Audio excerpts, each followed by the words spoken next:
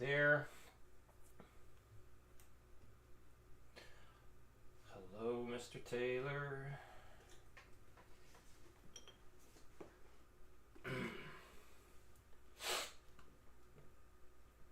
Alright, looks like everything's connected there. Good. Let's move some stuff around so I can see all possible streaming things going on. Alright, good. There is the YouTube one, or the Facebook one. Shush. Okay. So Facebook's good now, and let's see. I can look at Twitch as well. Because one of these days, Twitch is going to be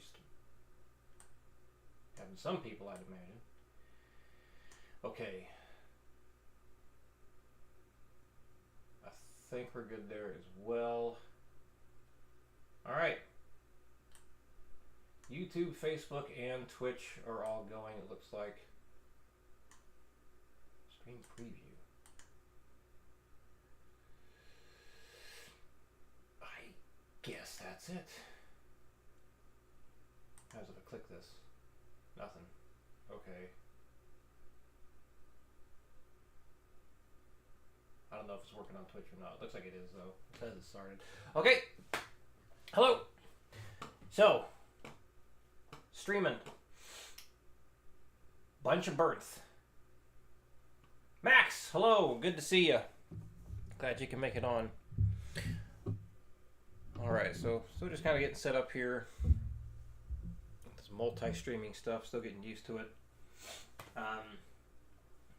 So yeah, I got a lot of Bernth videos in the Watch Later playlist. So we're going to start going through that. I figure that's a good thing to do this week. Really not interested in finishing up the chord theory stuff we were looking at the end of the last stream. Because, well, that got kind of dull, I think. So, yeah.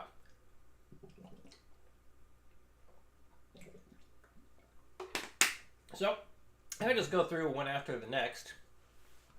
So the very first one is 6 guitar exercises you're probably doing wrong. You want to get better at guitar. Whoa, that starts quick. Common... Goodness gracious, okay.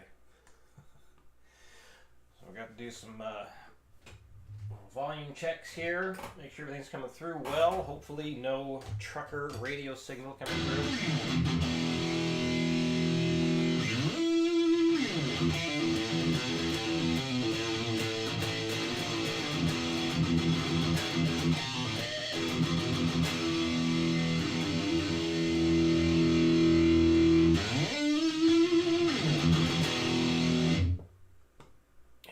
Adjust the volume of this to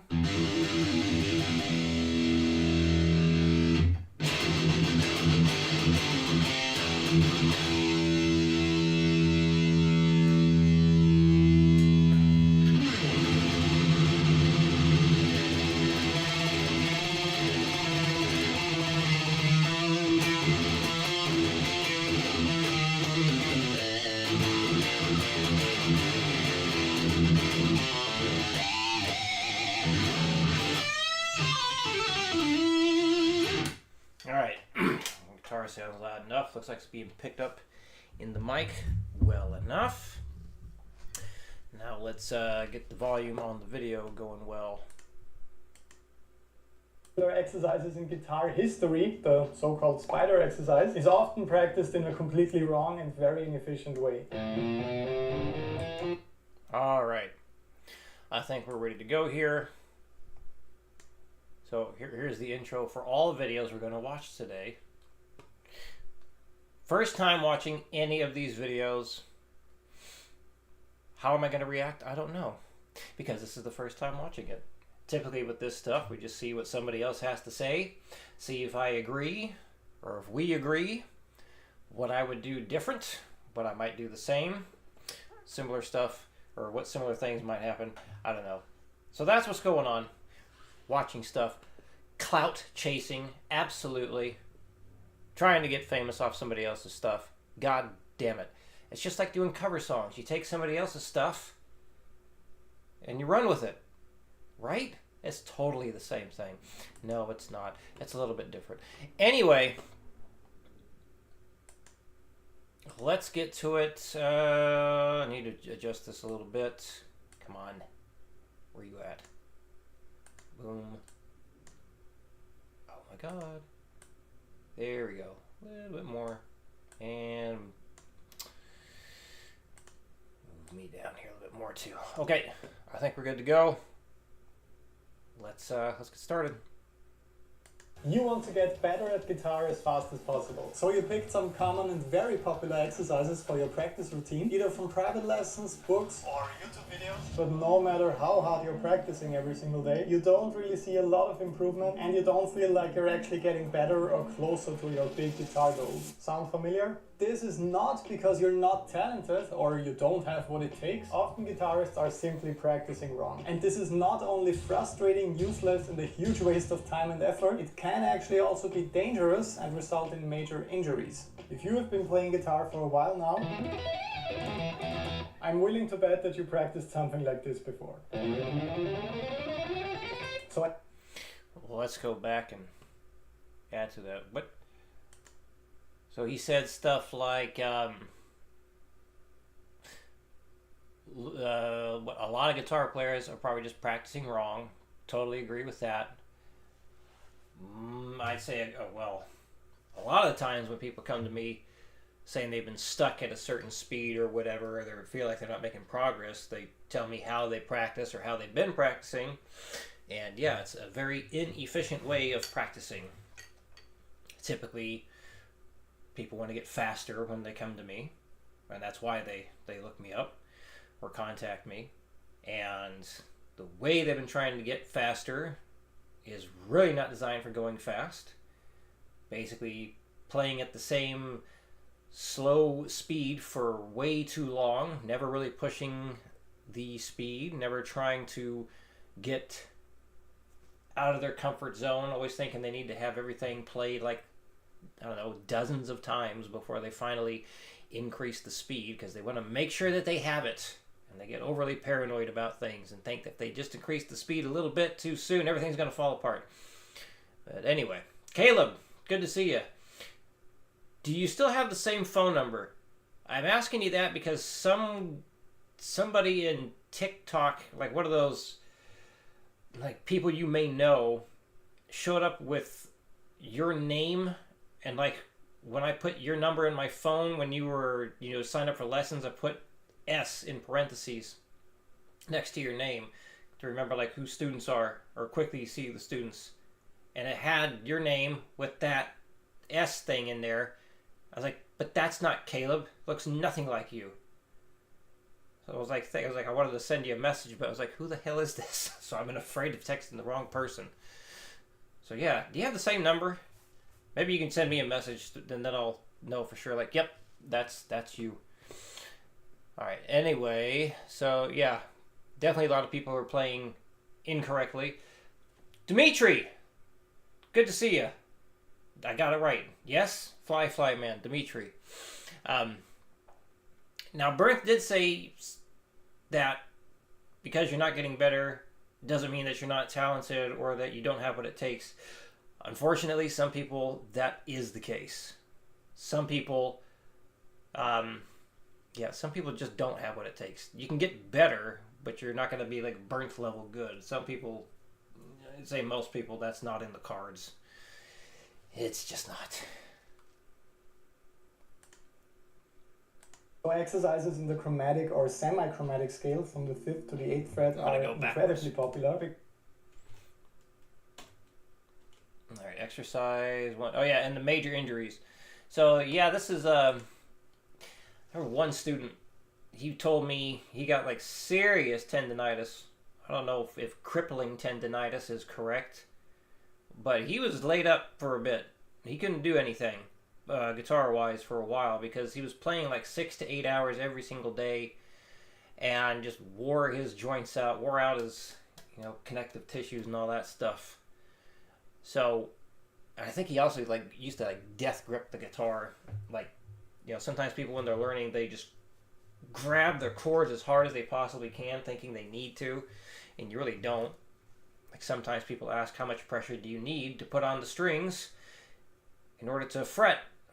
Which is a very difficult thing to answer, because it's really just enough pressure to hear the note and no real buzz. Just enough to hear a nice clean note. That's it. How do you tell someone how hard that is? I have no idea. But yeah, it's definitely possible to injure yourself through repetitive strain injury if you practice wrong or inefficiently, or you push yourself too hard too often. Good to know you have the same number. All right, good. Hey, you just sent me a message, didn't you? Good. Okay. Excellent. If you have been playing guitar for a while now, I'm willing to bet that you practiced something like this before. So exercises in the chromatic or semi-chromatic scale from the 5th to the 8th fret are incredibly popular because this kind of framework is very easy to memorize. But one of the most popular exercises in guitar history, the so-called spider exercise, is often practiced in a completely wrong and very inefficient way.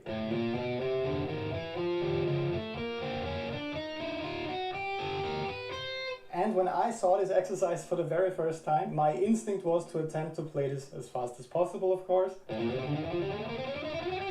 But this is not what this exercise is about at all. There are much better picking exercises for speed and technique coming later in this video. So here's the main twist with this exercise. Now that I'm playing the next note on the A string, I'm allowed to lift my middle finger for that, but the other fingers stay in place. Now I can lift my ring finger to play the next note, and then the pinky. So a lot of people do get this critical part of the exercise right, not lifting your fingers until you need them on the next string. But what a lot of players are missing right here, or they simply can't do it yet, is that the notes are always supposed to overlap when you're playing this exercise. I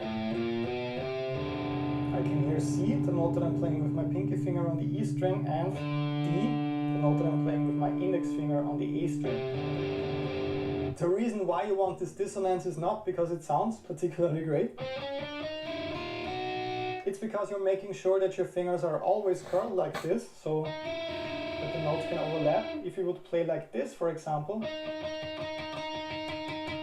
you're blocking the B string with your pinky finger, so it's essentially impossible to play this exercise with bad finger technique,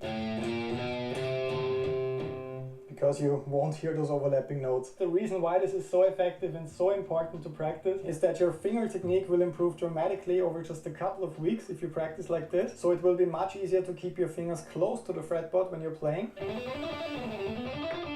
And once a curled finger technique like this becomes the default motion for you, you won't struggle with hammer-ons and pull-offs anymore.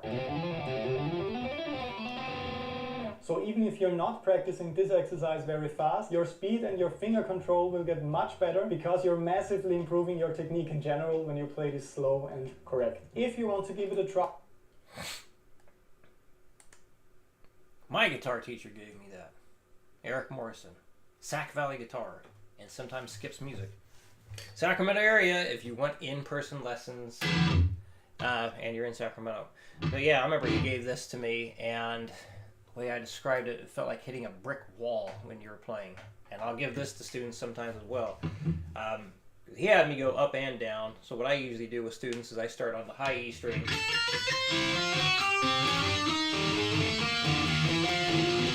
Because it's easier and you can get the idea down a little bit quicker. But yeah, when you start going up,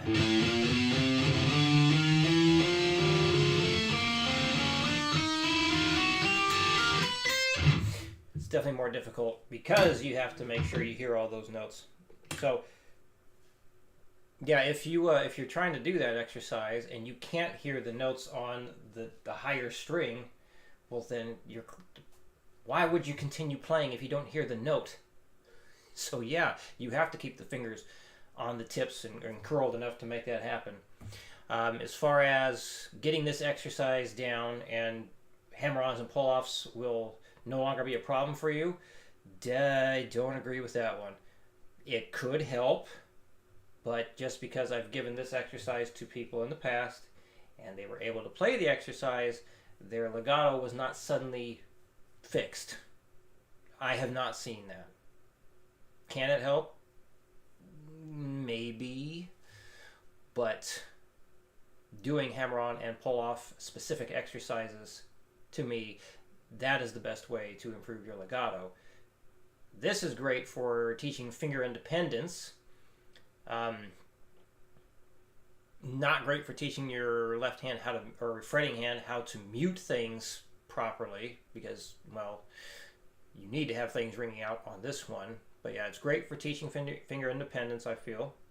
I do agree with Bernth that this will help teach you, or get you better, at least, hopefully, get you better at keeping your fingers closer to the fretboard, which is why my guitar teacher gave this to me, to teach me to keep my fingers closer to the fretboard. Because, you know, I was like all over the place, fingers flying everywhere, and then he gave me that exercise, and then my fingers started staying close to the fretboard. So you think about where your fingers are going a little bit more. At least I was able to think about where my fingers are going a bit more after practicing this thing. YouTube comments, how long should you practice that one each time you do it? A few good times. Just a few. I think that's a good warm-up there.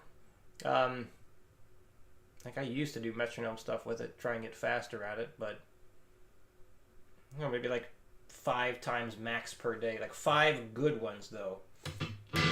How long would that take?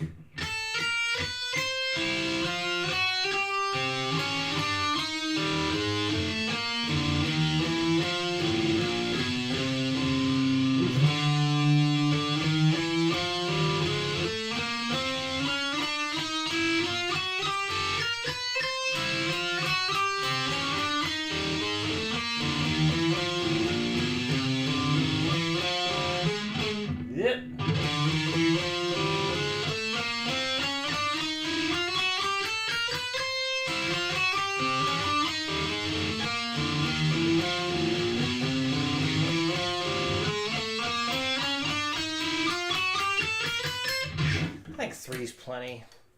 You get 3 solid run-throughs of that each day, and you do that at least 5 days a week, you'll see improvements there. Now, one thing I tell my students, like when you are doing this, if you notice that a finger comes off that's not supposed to, usually it happens with the ring and the pinky, but let's say you're doing like, you go this far in,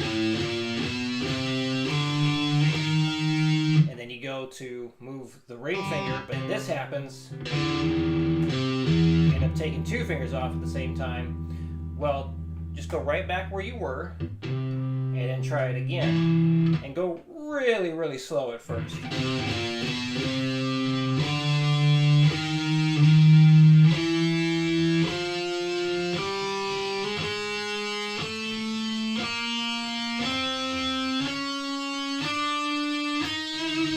And so on. Yeah, go really, really slow at first so you can pay attention to everything that is moving. Make sure everything stays down that you want to have be kept down.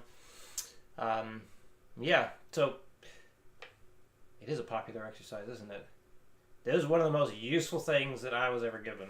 It helped out a ton, for sure.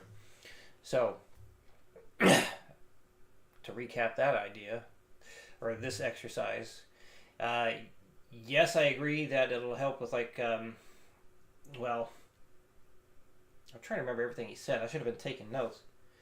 Yeah, it'll definitely help with finger placement, finger dexterity, like coordination, finger separation, because you got to move only one at a time. It'll help you get used to playing closer to the fretboard, for sure. I do not agree that it will fix your legato problems. But maybe he has had success with it, with his students in fixing their legato problem.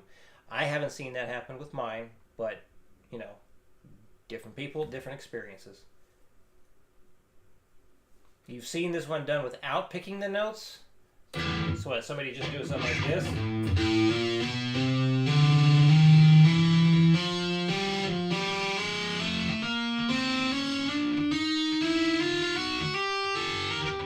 Ugh.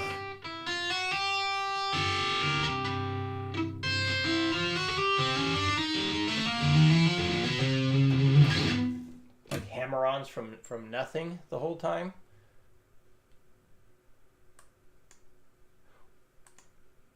Now, why would they do that? Do they need to get better at hammer-ons? I mean, I guess, yeah, you could. Why not? Why not? Did Kevin do that? Try in your next practice routine already. I made some really helpful exercise video play-alongs, tabs, guitar profiles and backing tracks for you on Patreon. Another very important daily practice topic is improvisation. And this is one that I got wrong myself for a very long time. A lot of players work on this by just looking for a backing track on YouTube. And of course it's awesome to just start jamming and having fun. But some of the most common complaints I keep hearing are, I always play the exact same licks when I'm improvising. I practice improvisation every single day, but I don't get any better at it. So what helped me the most with this is not just randomly improvising over my favorite jam tracks every day. The really awesome and very practical exercise I want to show you today is all about consciously sticking to a certain phrase or rhythmic pattern when you're improvising. Let's say you always have to play this pattern, but you're not allowed to just repeat the same idea or phrase. You have to play something new and interesting in every single measure, but you're not allowed to break out of this rhythmic pattern for your entire take.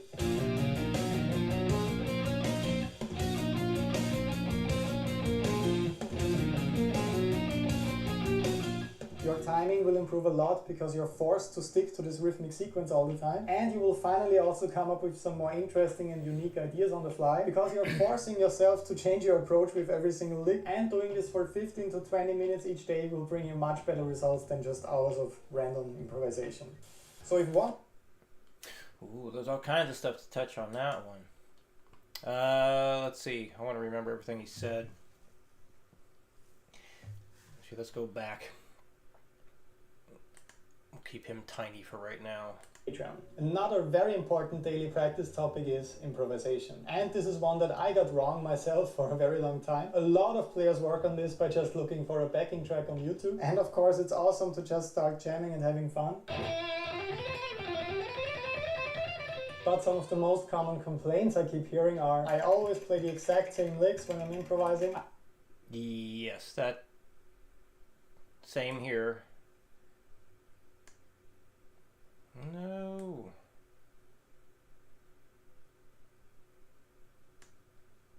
There we go. I was trying to get that to stay there. Anyway, yeah, that's something I have students tell me a lot when they start doing improvisation. What he ends up talking about there, having that rhythmic thing to always stick to, that's a good idea. Now I have, if you haven't seen it yet, if you're interested, if you want to get started with improvisation and you need some ideas to get started, what is it, like almost a full hour of things you can do to get started with improvisation and ways to break out of being stuck. I mean, one of the main things one thing I tell students is, if you feel like you're playing the same thing over and over again, just stop it. Just like, be aware that you're playing it and don't allow yourself to play that same thing. Like, you have to make a conscious effort, a choice to avoid playing that same thing again and again and again. So, like, people, they'll go back to what they're familiar with, what they're comfortable with, because it's familiar and comfortable. But if you're trying to get away from that, then don't do it. Just don't do it. Stop it. So what was the other thing that he has a lot of people say? Oh, yeah, every day. But I don't get any better. Don't get any better.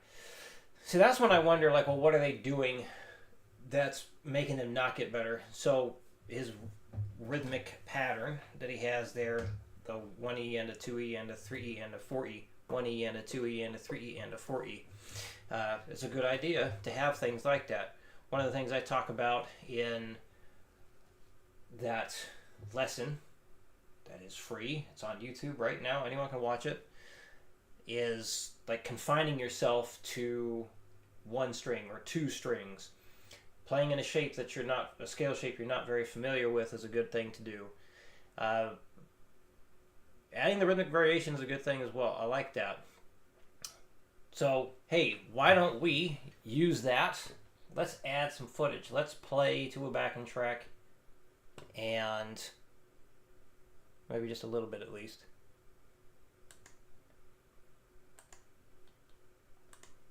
Let's hear it again. Better at it. So what helped me the most with this is not just randomly improvising over my favorite gen tracks every day. The really awesome and very practical exercise I want to show you today is all about consciously sticking to a certain phrase or rhythmic pattern when you're improvising. Let's say you always have to play this pattern, but you're not allowed to just repeat the same idea or phrase. You have to play something new and interesting in every single measure, but you're not allowed to break out of this rhythmic pattern for your entire take.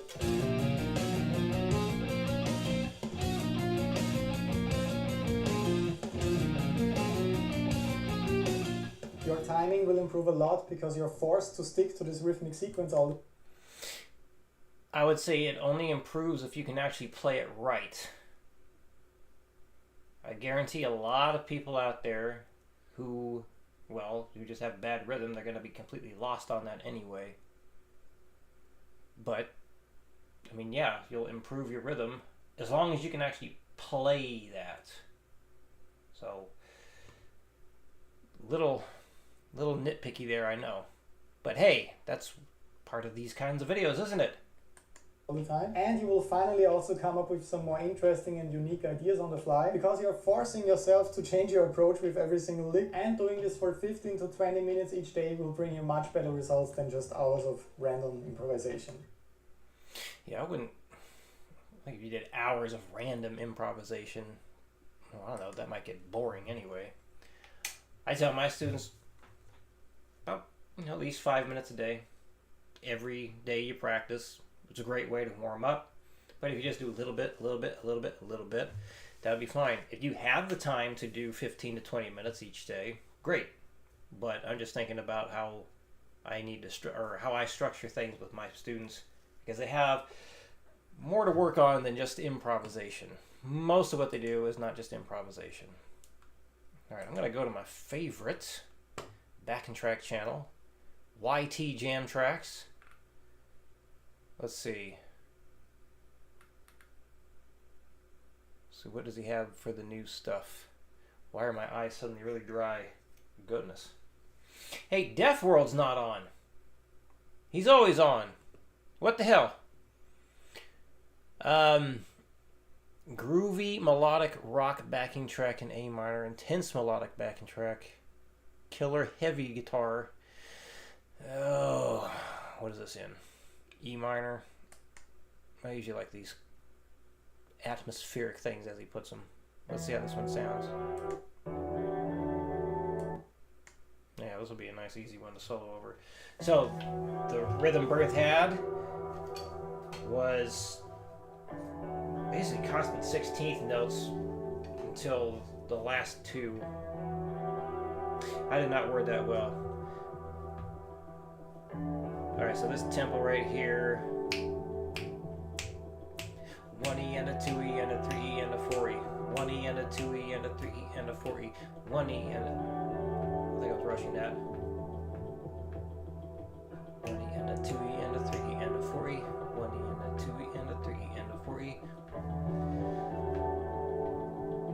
So I would recommend, if you're new to this kind of rhythm, start with just the single notes.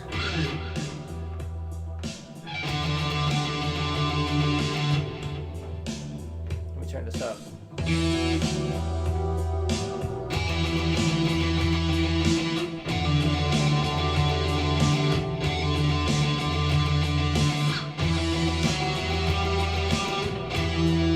I swear it sounds out of tune.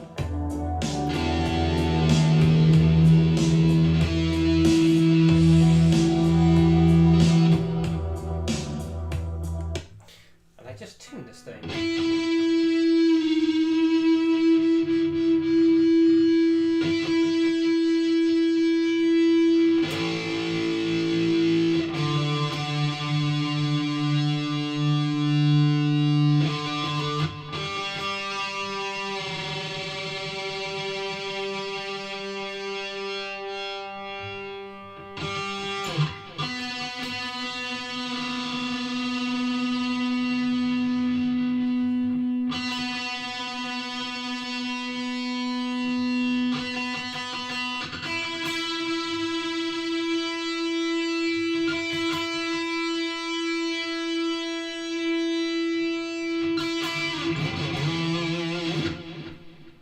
let's see. Does this sound better now?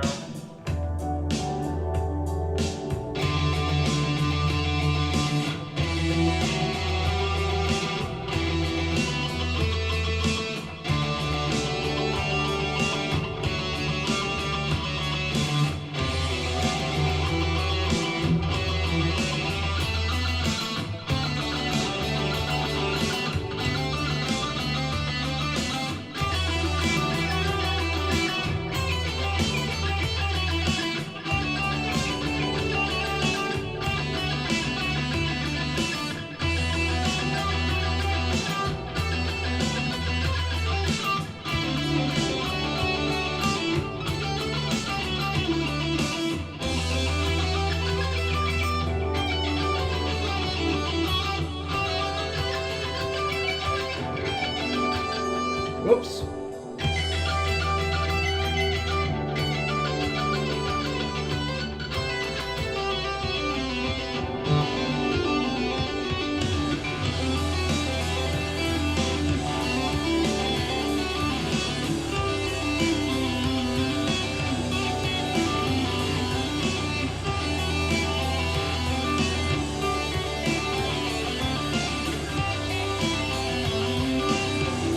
Damn it.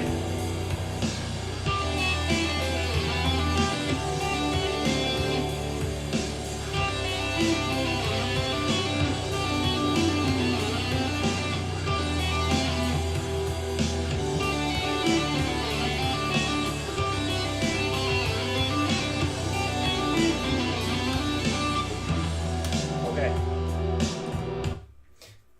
Like, I was going with something there. Stumbled across the notes that I liked when doing the tapping. I was like, wait a minute, that sounds kind of cool. Let's try that again. And now it's forever recorded on YouTube and Twitch and Facebook. Well, not Twitch, because they delete stuff after a while. Hey, look at that. Bernth helped us write a new lick. Or me. Anyway. Yeah, I would imagine in his full Patreon lesson he has all kinds of different rhythmic things to do that you could to implement. Because doing the same one the entire time for like a full 15 to 20 minute session, that would drive me crazy. I would get rather old. Look at that. Look at that. What does that look mean? What?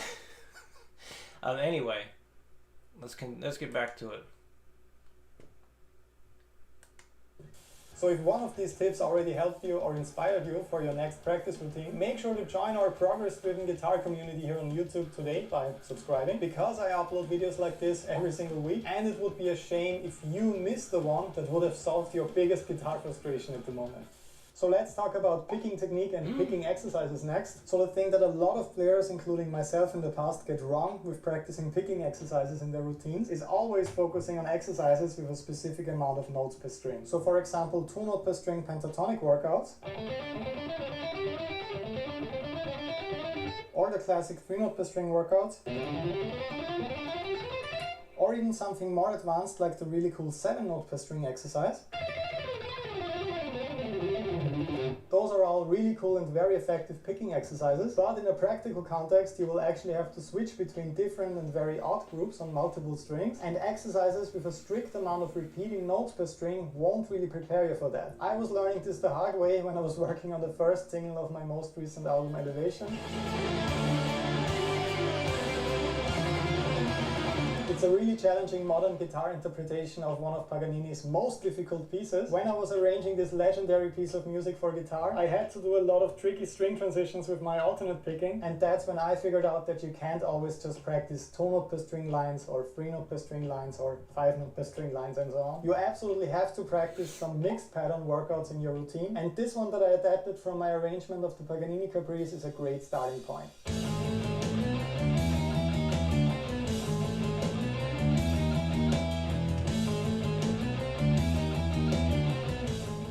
Up next, sweep picking.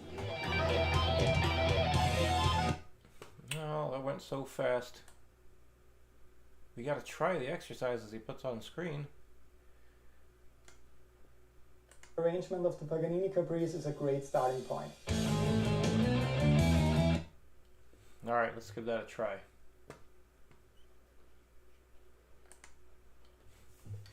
Oh, yes. Agreeing and disagreeing. I see nothing wrong with the points he's making there. Yeah, typically when you're starting off, though, you want to... I feel like when you're beginning to learn all the shreddy stuff, you want to keep it simple. So starting with the 2 and the 3 note deals like he's talking about, or 4 or whatever, is a great place to start, and then eventually you branch out to more complicated things for sure. So let's see, what do we have here?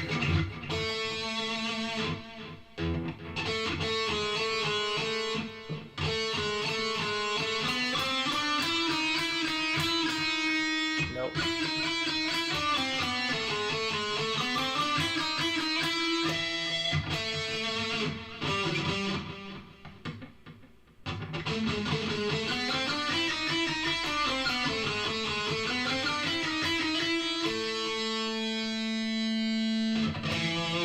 No, that's on the A string.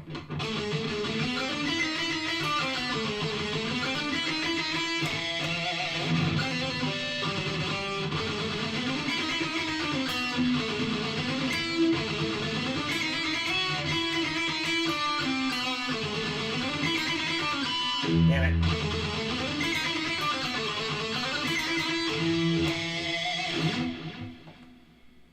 What's the rest?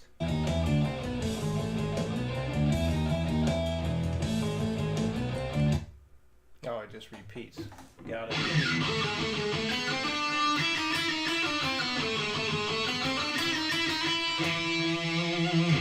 What's something else we could do here? So he's got 5, 3, 5, and 3.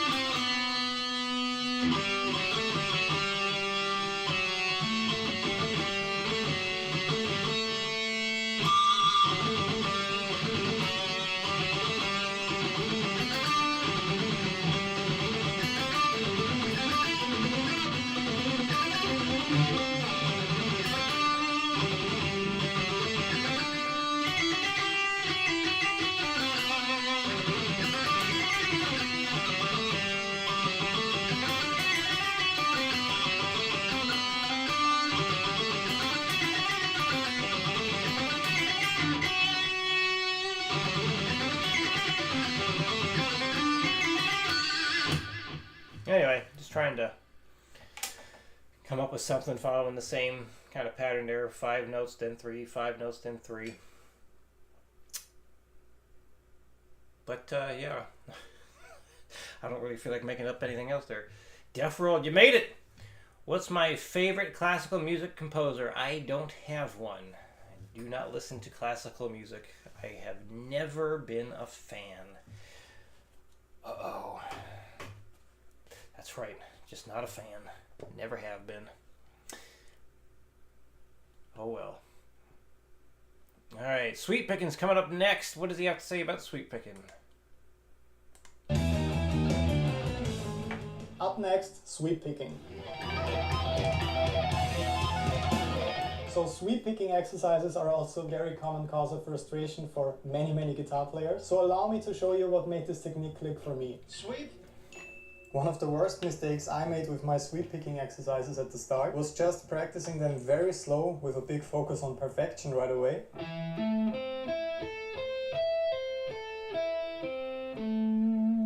Only practicing in these tempos is also a mistake that I keep seeing in the Patreon VIP Facebook group. In this one I'm coaching students every single day, and what I constantly keep seeing with sweep picking is this. Make sure to watch my picking hand.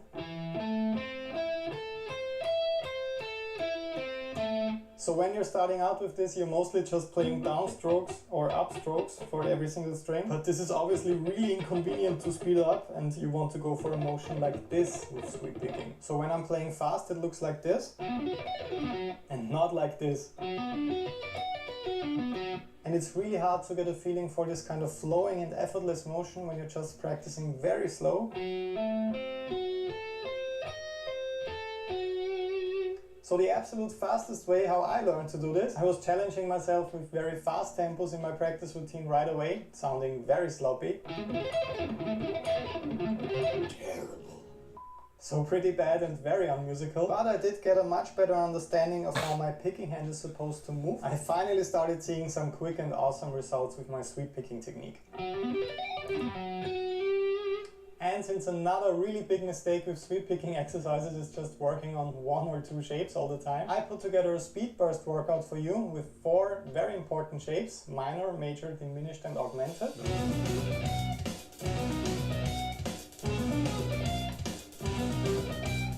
Working on this over the next couple of weeks will really help you out with your sweep picking technique. Alright. I suppose we should be playing that one next. Alright. How do I teach people to sweep pick? Or how do I advise them to do it? I'm sure somebody already knows. My answer is going to be work it up with the metronome. Yeah, that's right. Work it up with the metronome. Actually, working on sweep picking with one student, and he asked that sort of thing. I mean, it's a common thing to ask. Like, people, when you're starting off slow, they ask, are you trying to make it like the sweep motion when you first start? Like,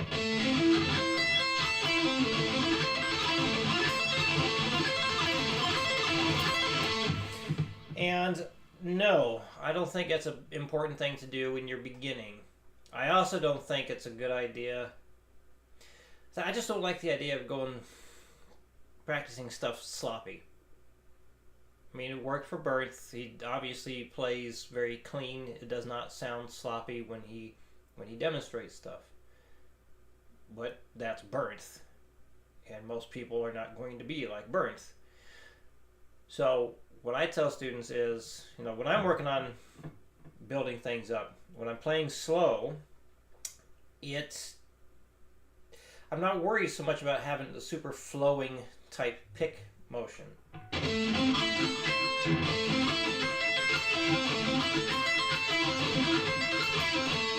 It's just when I sit going faster and faster, then it kind of smooths itself out. And when it smooths itself, so as you get going faster, you really don't have a choice but to smooth things out. And this happens when it comes to playing stuff, just regular picking thing, just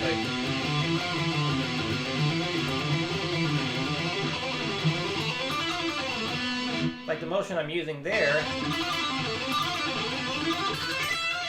It'll change as I get going faster and faster.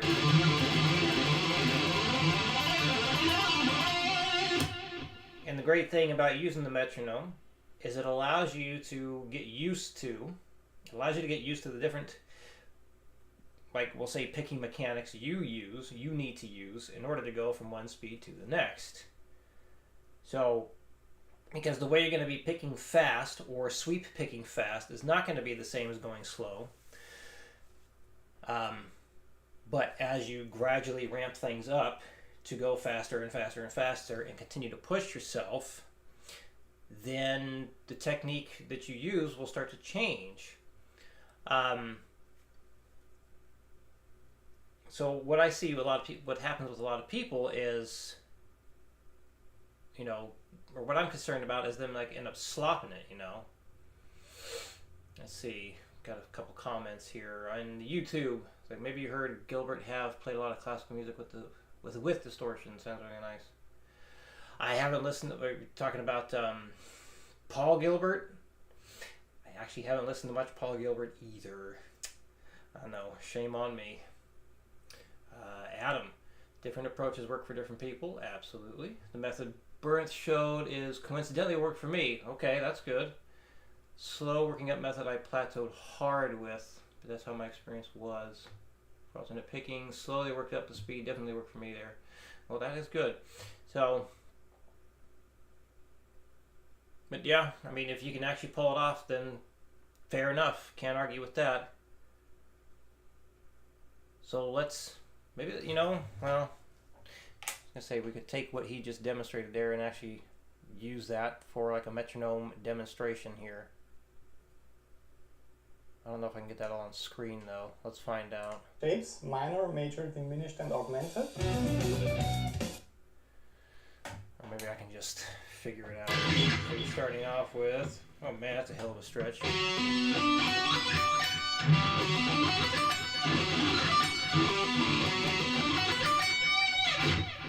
And then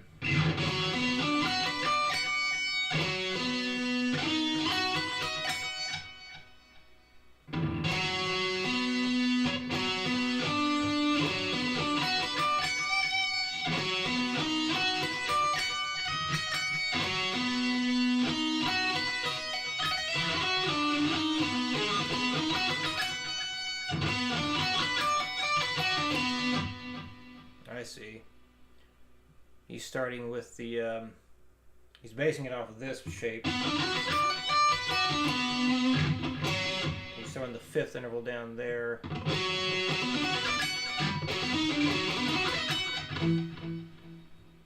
So then he does the diminished next. He starts minor, major, then diminished. So then he comes up here.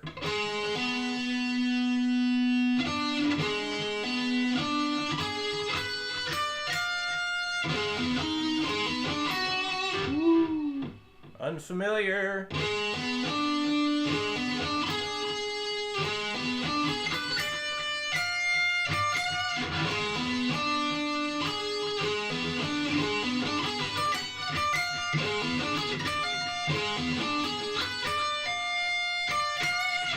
He's picking that up.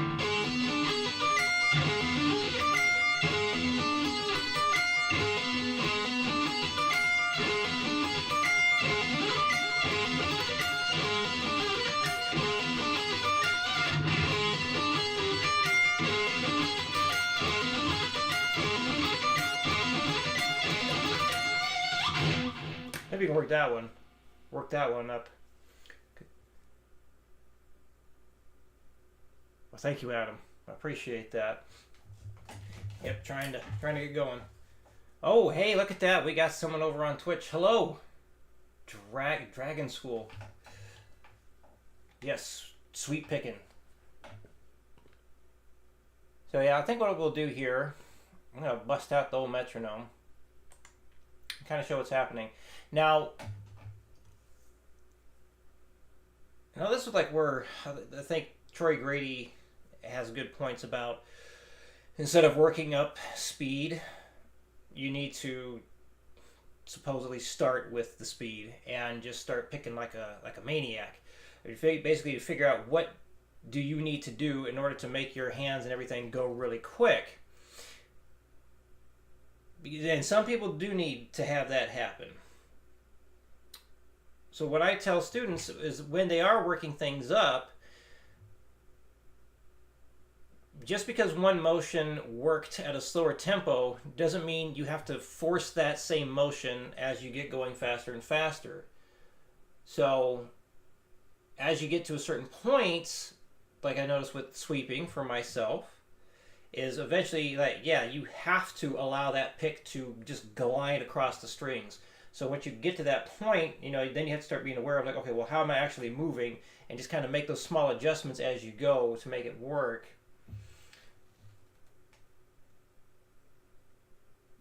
So over on Twitch is, can I react guitarist from Malaysia?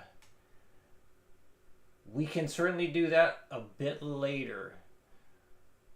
Right now we got to finish this Bernth video. But hey, since you got the suggestion, now is this an instruction video or just me watching somebody play?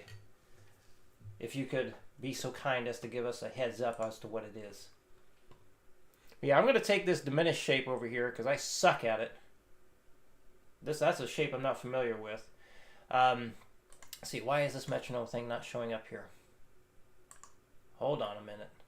Properties. No, that's what I want. Huh. And yet it's not showing up. Why is the metronome not showing up on the screen? What the hell? Let me just change it and see what happens. Okay. Whoa. Interesting.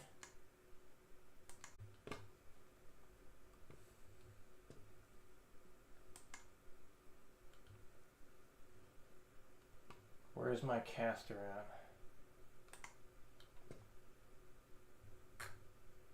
at? Okay, it looks like we're back. At least our Twitch is back. Oh man. We're back on. Okay. Thank God that picked back up. Man, what the hell? That sucked. Alright, let me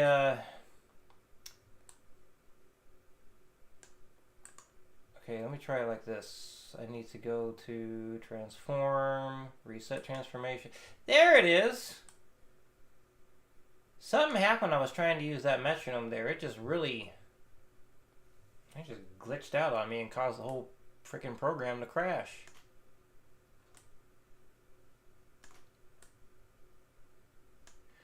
Okay. Let's get this a little bit bigger. So we're gonna get to mix in some good old guitar practice here. All right. And we're going dry. Still have the distortion on, but let's go dry. Okay. And actually, maybe use this pickup. All right, so because I don't know this shape, I'm gonna do what I like to do and start off with super slow eighth notes. And man, we got a slow pattern or small pattern here, so hopefully we're gonna make some big jumps pretty quick.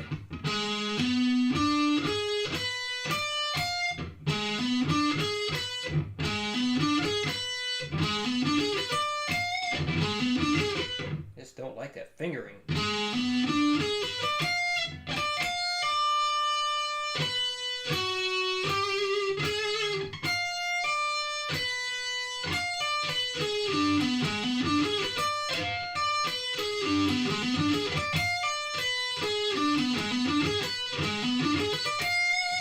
Alright, I guess we'll go back, we'll do that.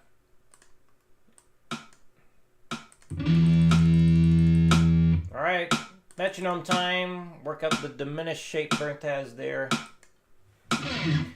So, starting with the eighth notes, and yes, we're gonna see how I'm picking this thing.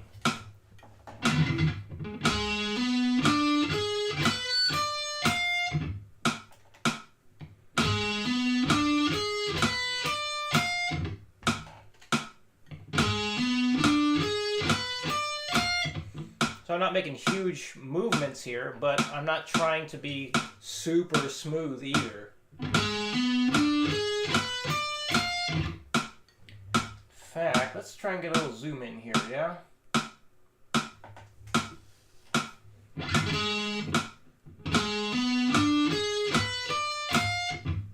Down a little bit. There we go.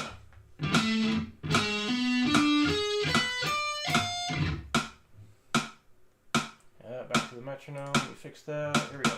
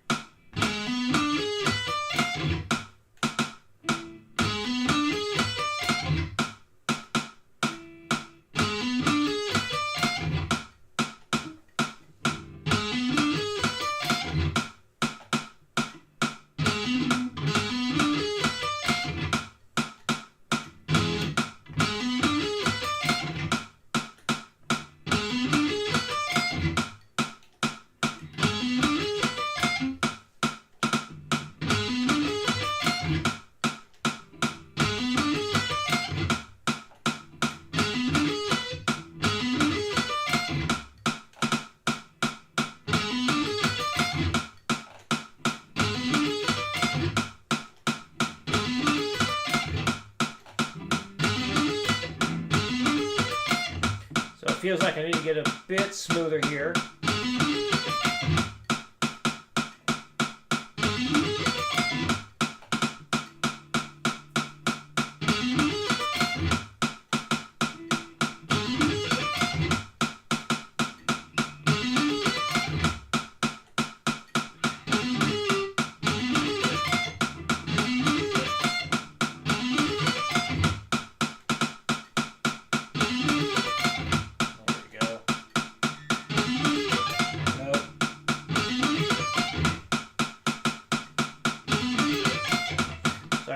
definitely being much more smooth with the picking at this point.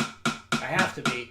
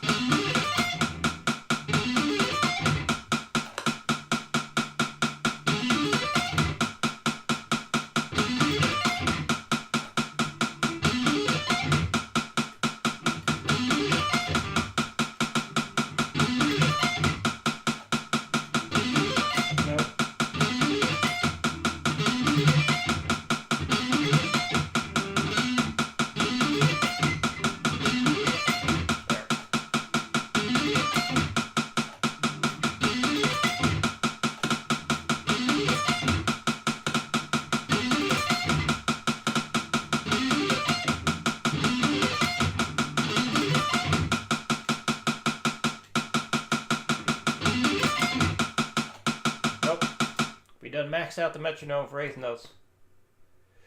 But it makes the exercise diminished. Good question. So I'll try and give a quick theory lesson here. I'm gonna, well, let's see, let's back up a little bit, and then we'll do the triplet version after this. So, diminish, what is this thing over here?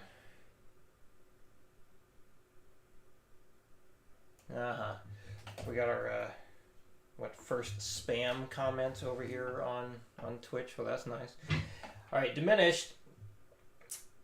It's a 3-note chord, and whenever we talk intervals, we are basing this off of what happens or what comes from a major scale. So let's see. Well, technically, 14th fret there is a root note, it seems like. But no, the 11th fret would work because maybe this. Anyway, well, let's start with A. So we got A, B, C sharp, D, E, F sharp, and G sharp. Those notes, up to A again, those 7 notes make up the A major scale, and we can label each of those notes as intervals. So interval number 1, interval 2, interval 3, 4, 5, 6, and 7. So a major chord is the first, third, and fifth note of a major scale at the same time. So the first, third, and fifth note gives you an A major chord. That would be an A major arpeggio. So a diminished chord flats the third and the fifth. So we have the 1, 3, and 5. To make it diminished, we flat the third and flat the 5. So that gives us this. And that is diminished. So the notes we have here,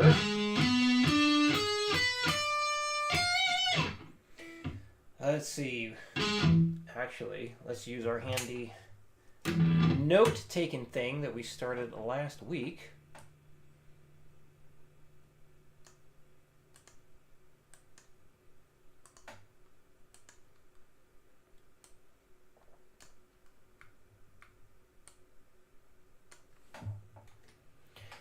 All right, so the notes we have in this arpeggio, I'm going to go with the A flat. We'll say that's the root note. We also have a B. No, we need to be G sharp then a B. So if I'm going to call that a B, then yeah, it needs to be that. Okay, so G sharp, B, and then no, up to the yeah, that's right. I was looking at the wrong thing. Up to the D note is next. So G sharp, B, and D. So if we take a G major or G sharp major scale, first note of a G sharp major scale, obviously G sharp, and then it goes A sharp, B sharp, C sharp, D sharp, and that's as far as we really need to go. So we take the G sharp, B sharp, D sharp, flat the B sharp down to a B natural, D sharp goes down to a D natural. And then we're playing that up here. Then octave of that G sharp, got the B note again, whoops, there, yeah, and our D note again.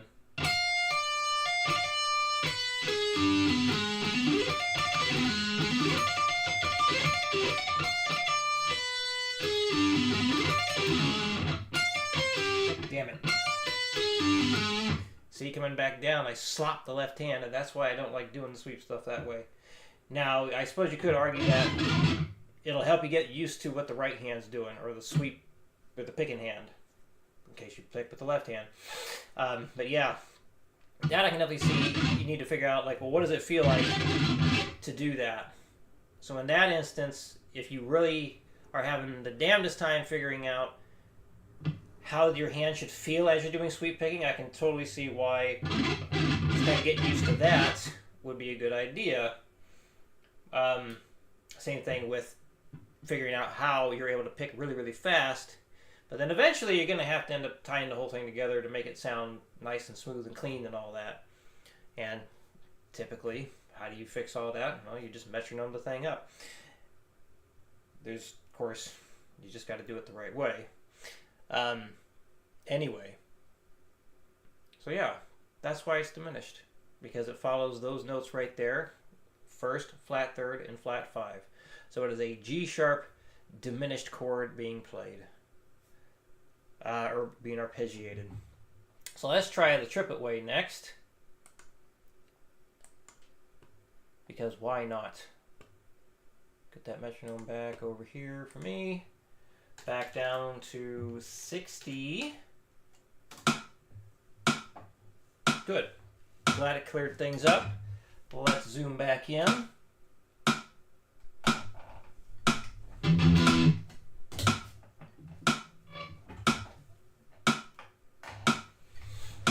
Okay. And there.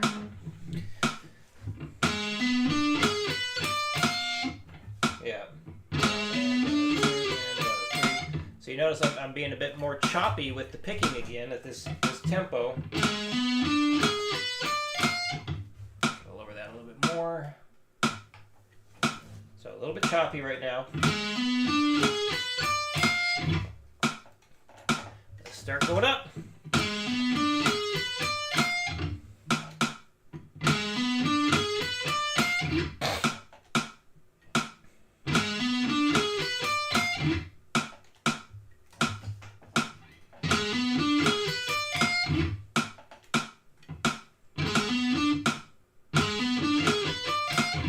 Still choppy on the picking.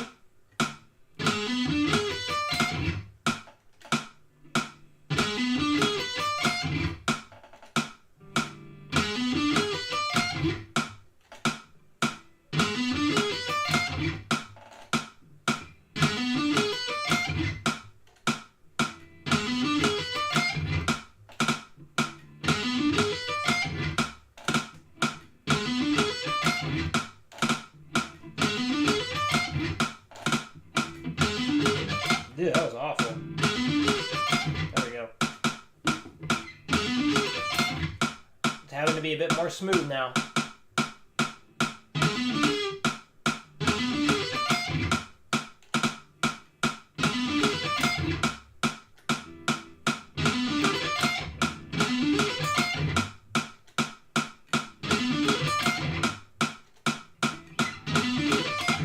No, too fast. There we go.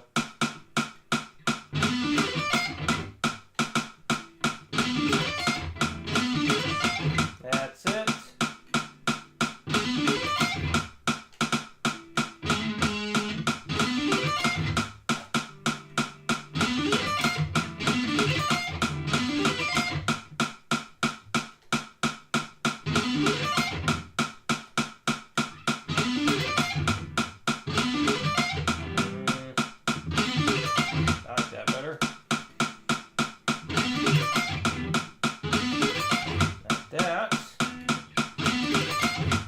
really have to be very smooth with the picking on this at this speed.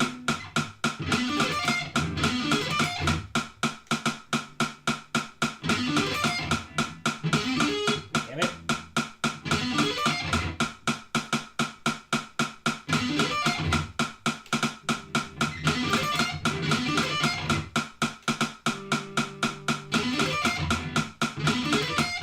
There we go.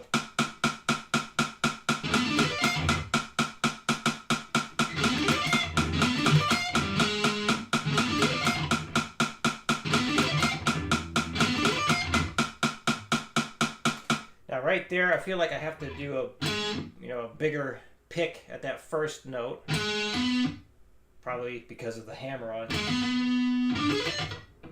and then I can be a lot smoother after that.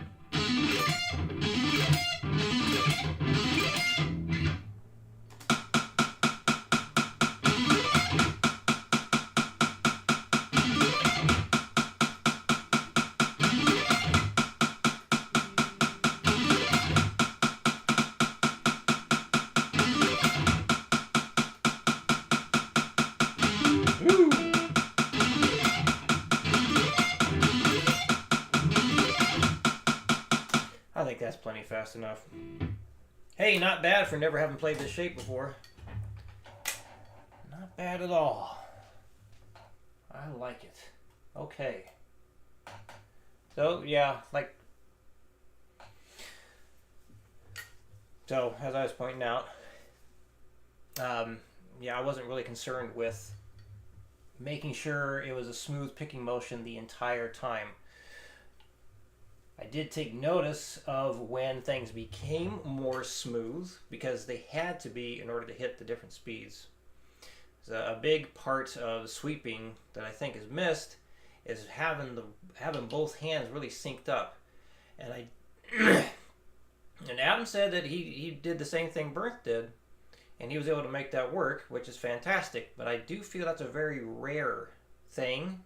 But that's just what I've seen. At least with students. Just when people try and go fast first and then clean it up, I haven't seen a lot of success with that. Because, well, yeah. But I suppose if the idea is just learn how to get the fingers and hands and limbs to move quickly, fine. And then you start working it up cleanly, fine again.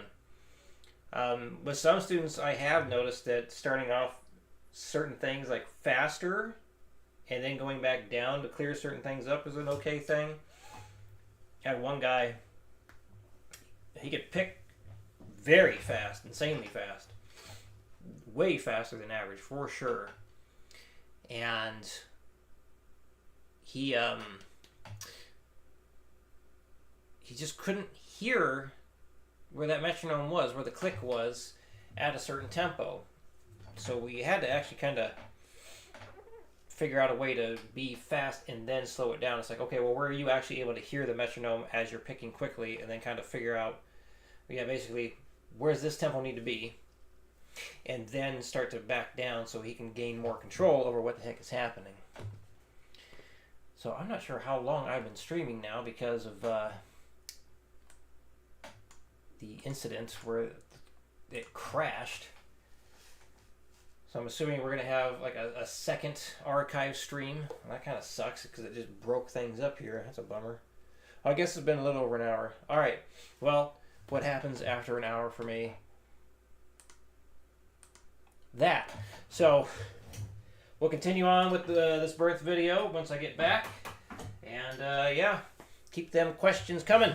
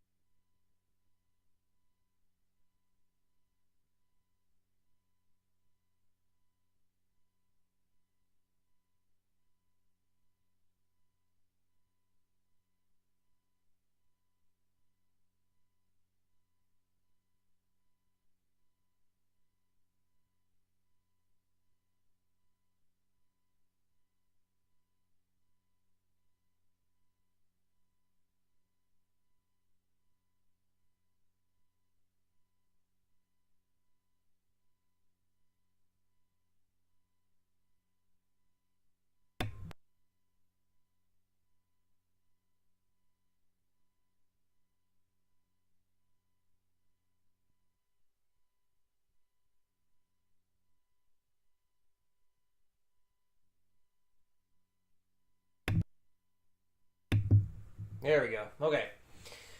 Continue on. One thing Bernth said, that he noticed people doing is they stay at the slow speed when they're doing the sweep picking practice, and that's just a common thing, unfortunately, or maybe fortunately. Fortunate that that's right, no toilet flush for you anymore.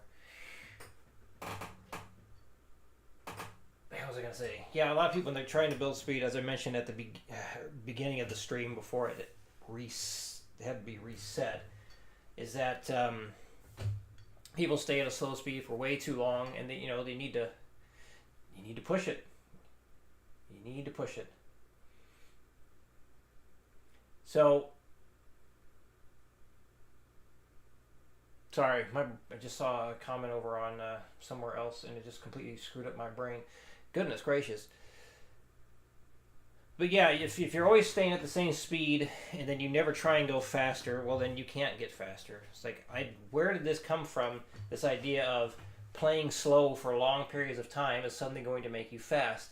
It is so ass backwards in logic. Like, do you walk for long periods of time in order to sprint better?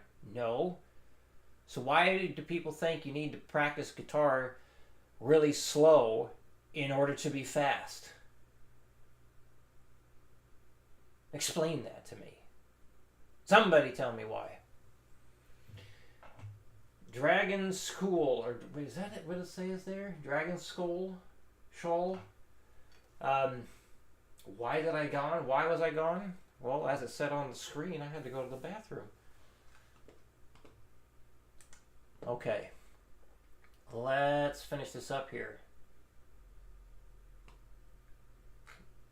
Here we go.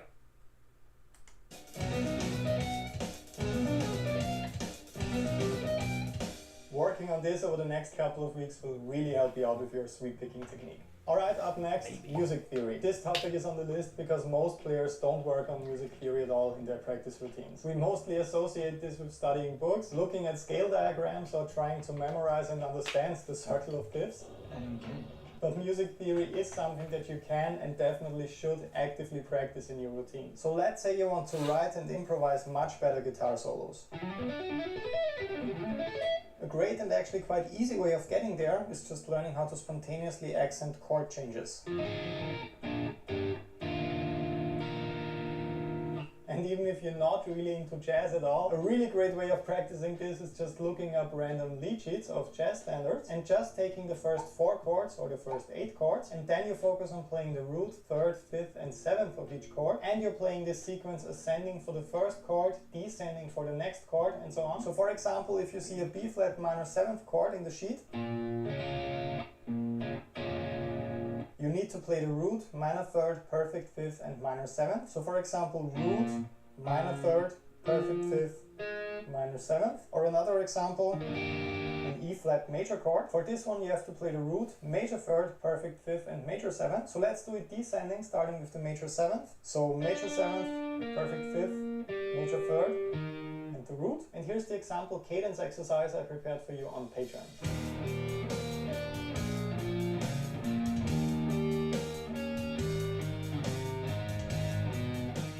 This one is a bit too advanced for you right now. I'd recommend starting out with learning and visualizing the notes on your fretboard first in your routine. Of course, I also made a course for this on Patreon called Fretboard Mastery. Alright, well, I felt that's a huge jump. If 7th chord is too advanced for you, then just go back and learn the notes on the fretboard.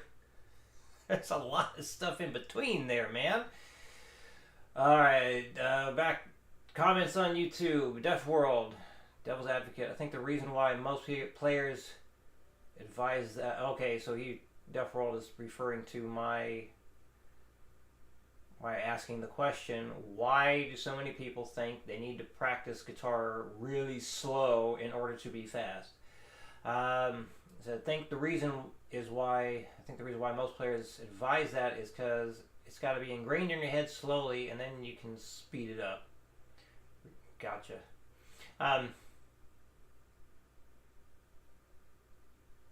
I think people take that a bit too far, but yeah, I mean, it's a good idea to be able to play whatever you're trying to play slow, so you actually know what it is. But you definitely gotta crank that speed eventually. But if you do my advice, it's immediately play it once, move it up. Play it once, move it up. Get it right. Go up, up, up, up, up, up, up. And you'll be bumping it up. You start slow, so you do get whatever it is ingrained in the brain. And then you push and push and you push and you push and you push. So I feel like kind of like the best of both worlds right there. You get the slow practice and you get the speed practice. Holy clergy mode. Goodness. I would say for Bernth's last point there on practicing the theory, well, practicing the seventh chords that way, arpeggiating them in that way, fine idea. Nothing really to add to that. Usually this is where I start going into the music theory side of things. But, I'd like to at least watch one more video for this stream and not go past 2 hours this time, or at least not too far past 2 hours this week. So there's 2.5 minutes left of Bernth's video, so let's finish this up. And if the viewer over on Twitch could do me a favor and let me know, well, what is this Malaysian guitar player video you would like a reaction to? Is it an instruction video? Is it somebody just playing? If you could give a heads up on that, I'd appreciate it. Okay, let's finish this out and get to the next video. Time for a very popular topic, speed exercises and how to practice playing faster. Oh boy. Are we gonna agree? I'm scared. So the most common practice mistake with building speed is just taking the same exercises each day and practicing them 2, 3, 4 or 5 beats per minute faster each day until you... Yes. Absolutely. This is a huge one. So I'm stopping it right there because that's a big thing. That's another big mistake people make is they go up in, we'll say go up in 5s per day. So they'll stay at 120 beats per minute on Monday. And then Tuesday they'll play it at 125. And then Wednesday they'll play at 130. Don't do that. You got to go up, up, up, up, up, up, up. Right then and there.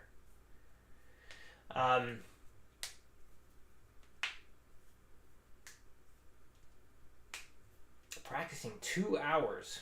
I guess it depends on what you're working on there. If you're practicing the way, that metronome method that you read about there, you can't do it for 2 hours straight. You'd be dead. Well, not necessarily dead, but working like a 4 to 8 bar piece of music and you're trying to push it as fast as you can, you'll be done in like 30 to 45 minutes if you really push yourself well. 2 hours is overkill for one thing anyway. Dedicated speed work for 2 hours straight?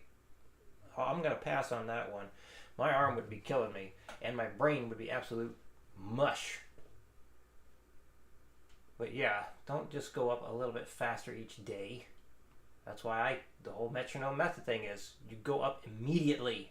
Immediately. Continue to go faster and faster and faster and faster and faster every single time you play what you're working on correctly. Right away.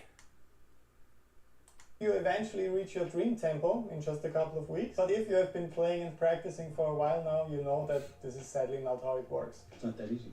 Also assuming that bigger and more brutal movements result in more speed is also false, and practicing this way is actually... Depends. Obviously what Bernth just showed there, demonstrated, yeah, that's not very good. But one thing with the picking is, I actually did a video on this one too. Sometimes people think you need to pick really, really small, very small motions. But what ends up happening is if you're trying to pick with as little motion as you can, well, eventually you don't even move. So like I've had students where like they're just not even picking through the string anymore. you do need to pick wide enough to get through the string.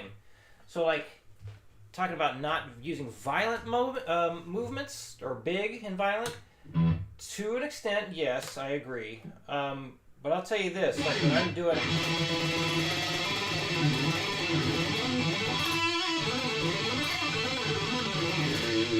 stuff like that, I'm definitely being fairly aggressive or violent with it. Now, I'm not trying to go like that the whole time, but it's not super gentle, like maybe something like that.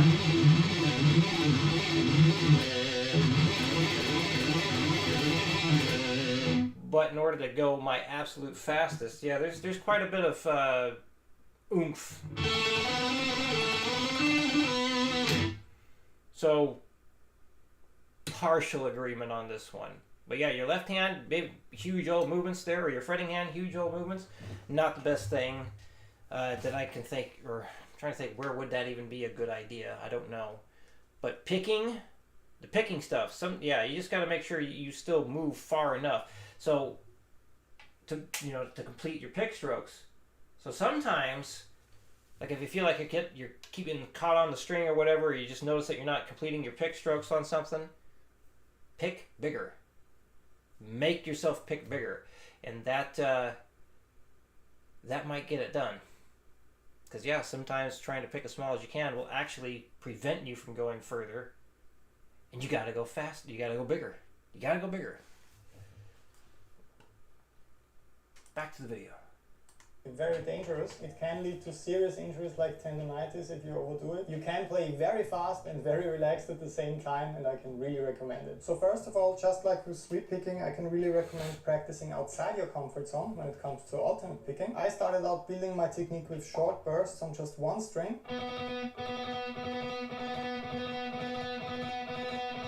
And so on. And then I was slowly connecting those bursts with my fretting hand.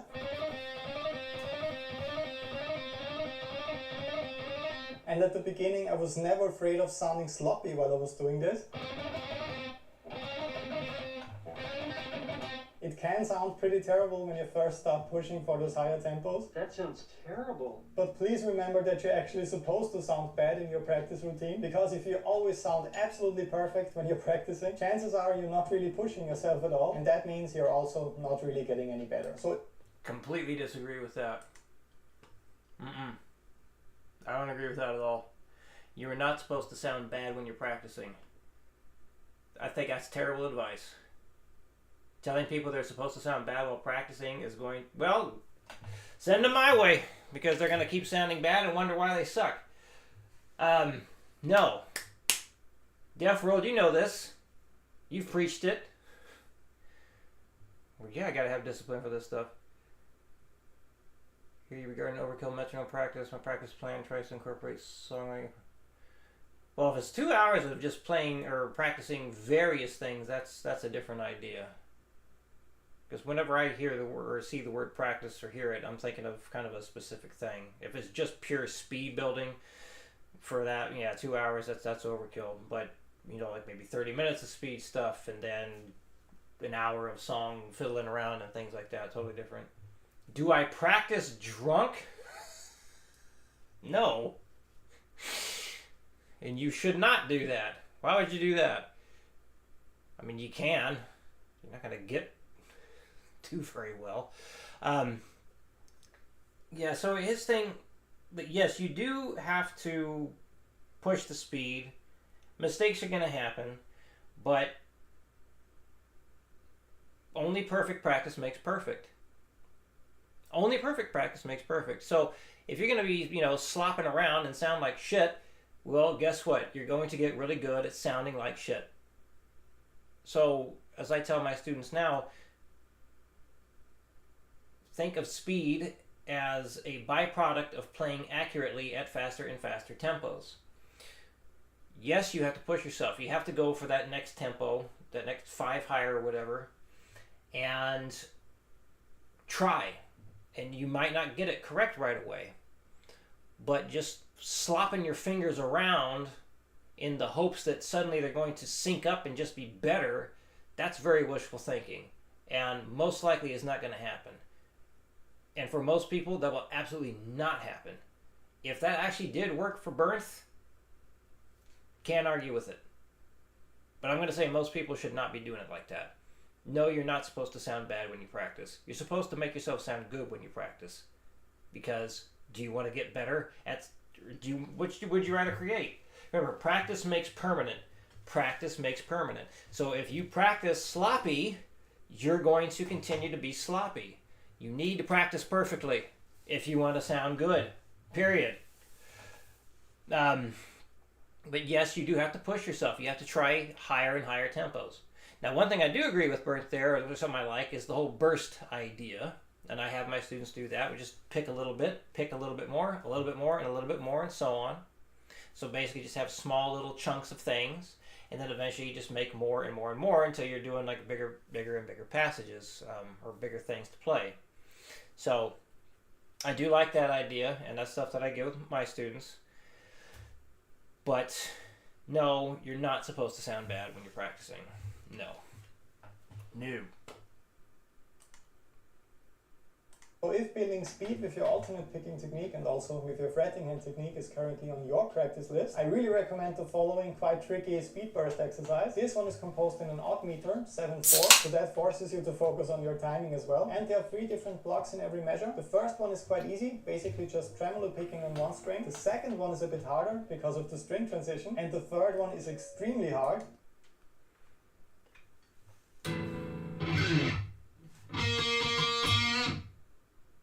All the staccato.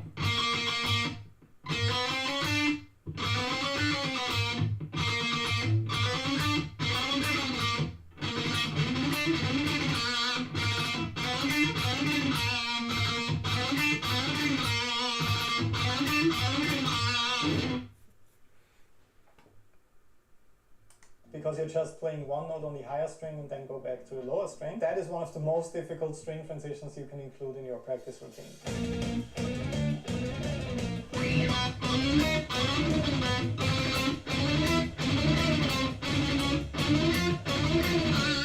I really hope that I could make your upcoming practice routines. Ooh, let's go back.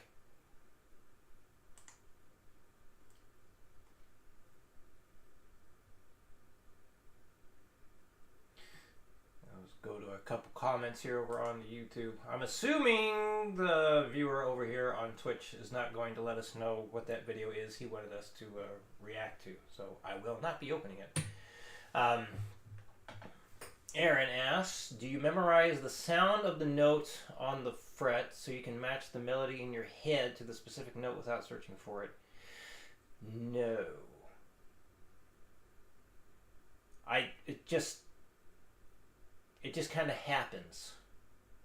Like for me, I guess I've played enough stuff and learned enough things that I can kind of instinctively know where certain things are.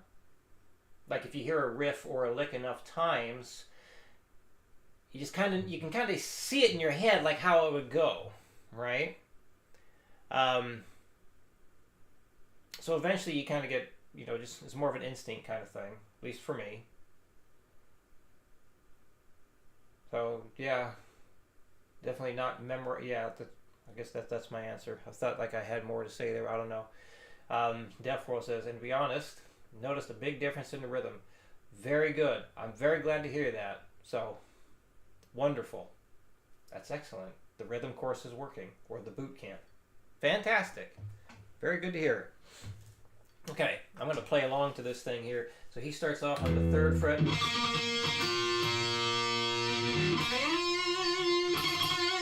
Let's harmonize this.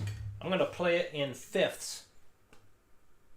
One of the most difficult string transitions you can include in your practice routine. Damn it, I waited too long. Go back, go back. In every measure. The first one is quite easy, basically just randomly picking on one string. The second one is a bit harder because it's a string transition. And the third one is extremely hard because you're just playing one note on the higher string and then go back to the lower string. That is one of the most difficult string transitions you can include in your practice routine.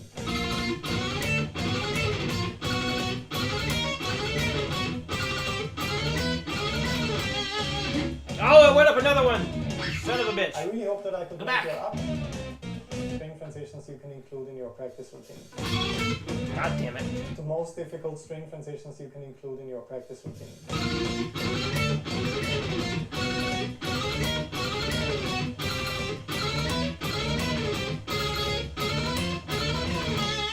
I really hope that I could make your upcoming practice routines much more effective with this video. Don't forget to download all of your exercise files that I made especially for you right now on patreon.com/Bernth. And I will see you again in the next video. I think this one is a great choice if you're into guitar technique, so make sure to check that one out next. Have fun shredding. See you soon. Bye bye. Guitar technique, and then he's talking about gear. Oh my god. Oh wait, look at that. I just continued on to another Bernth thing. Well, alright. Fair enough. Oh, wait a minute, go back. Alright, so we just watched 6 guitar exercises you're probably doing wrong. That was it, wasn't it? That thumbnail doesn't... Wait, what? Was that the right one?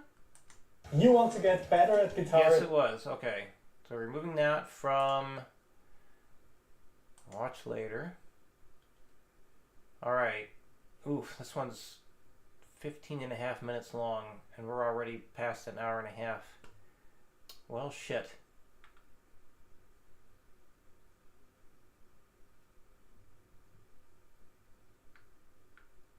Alright, we'll do a shorter one here.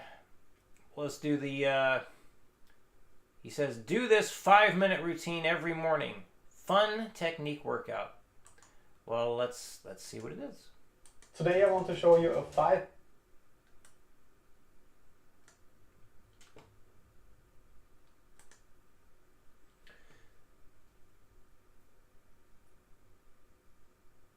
Saw a video of someone doing the most evil sounding scale. I wonder what I would say about it. Would you be up to finding it right now and just post a link there? We can give it a listen. So when I start this, you can find that thing and post it in the link, or post a link in the chat. I hope it lets you. I hope YouTube's not gonna be like, no, it's spam. 1 second here. Gotta do a response here real quick.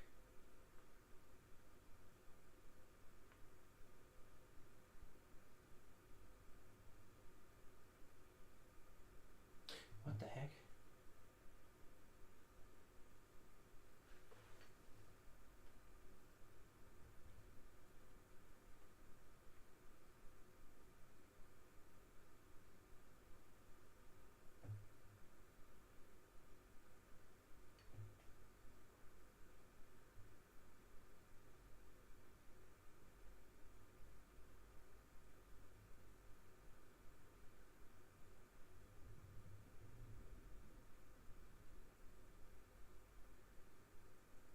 Okay. All right, 5-minute daily workout. Let's see what this is. 5-minute guitar workout I do every morning at the moment to really push both my picking hand technique and my fretting hand technique to the next level. So if you want to finally play stuff like this, or like this, you're definitely in the right place today and on the right channel. So this video is divided into 2 parts. First, I would like to explain how to actually practice this daily routine for the fastest and best results. So if you're watching this for the first time, please don't skip this segment, it's quite important. And after that, I recorded a 5-minute play-along video for you that you can practice with every single day. So when you come back to this video tomorrow, just skip to this part and start shredding. So first of all, this workout is based on a really cool 4-note per string lick. You're alternate picking throughout the entire section, and you have to stretch pretty far with your fretting hand in order. Oh boy. That is something I am bad at. I never... Ninjo. Hey, Ninjo over on Twitch. Just started following, it says 6 minutes ago. Hope you're doing okay, Mr. Joe. Yeah, 4-note per string stuff. That is something I just never really bothered to practice. So, playing this thing as fast as Bernth is going to today, I don't think it's going to happen. Well, it's, who knows? Maybe we can get it up to speed. I'm not counting on it. Here we go. In order to play a clean 4-note per string pattern here. If you never did this so far, this will be quite hard at the beginning, so please have some patience and stick to the slower tempos. The good news is that you will feel a huge difference with your fretting hand after just 2 or 3 days of practicing this, because you essentially have to force yourself to play with perfect fretting hand technique. Otherwise, you simply won't be able to stretch this far and you won't be able to play this lick at all. So don't put your thumb over the neck like this. It will be impossible to practice the routine this way. Make sure to support your fingers from behind the neck with your thumb like this to really spread them out to their maximum stretching capabilities. And when it comes to the fast alternate picking, there's sadly no trick that I can share with you. It will be quite challenging to play the final levels of this workout. As always, my only advice is keeping the motion as small and relaxed as possible. So working with a wrist motion. Yep. So that staying relaxed as much as you can. Because if you're like tensing up the entire time and you're trying to muscle through stuff too much, yes, that can be a problem. And it's not supposed to be done like that.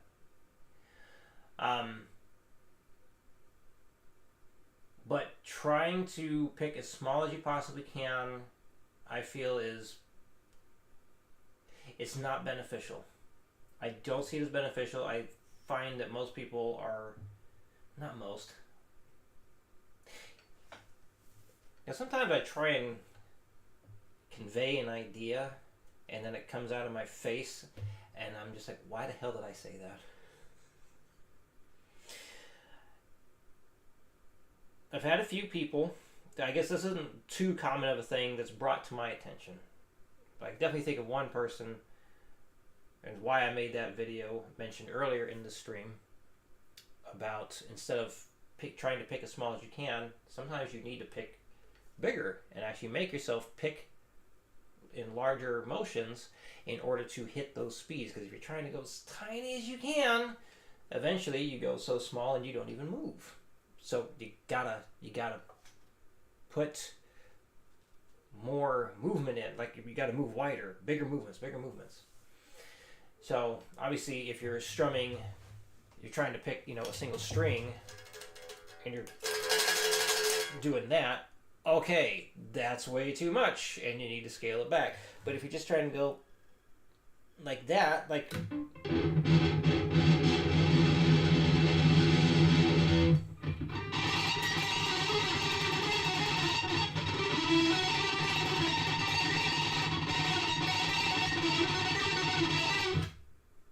I don't think anyone thought that sounded good. But I'm moving really tiny. But it's so tiny, I'm really not even leaving the string.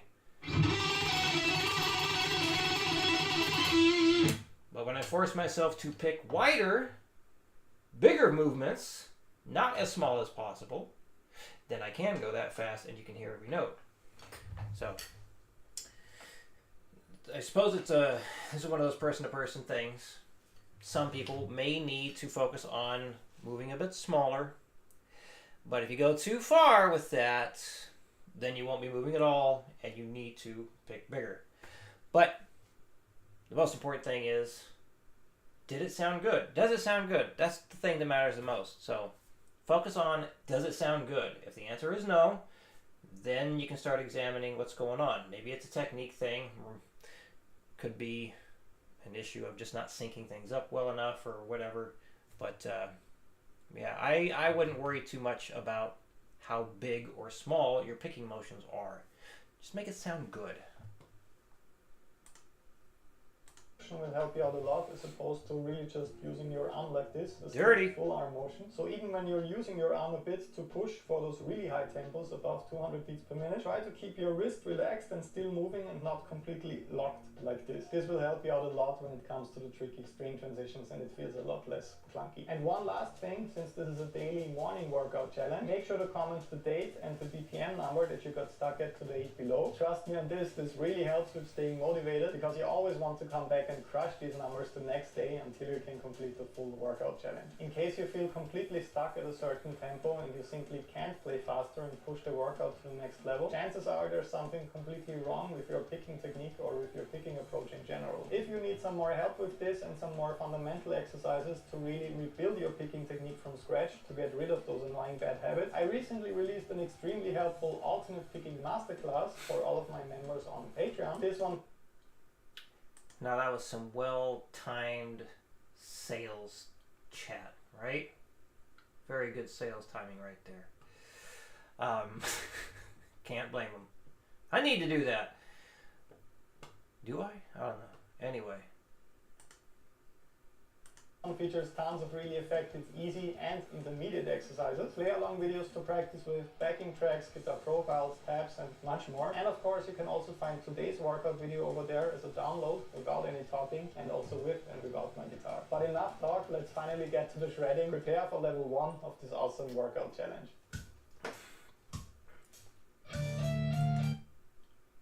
Okay. Let's learn what these notes are. I'm assuming he's just going to just play through the whole thing, yeah?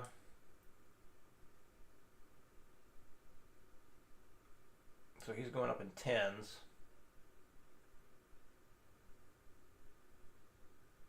Which I feel is too big of a jump for most people. I really do feel like going up in fives is better. Going up in ones is even better in order to really nitpick things.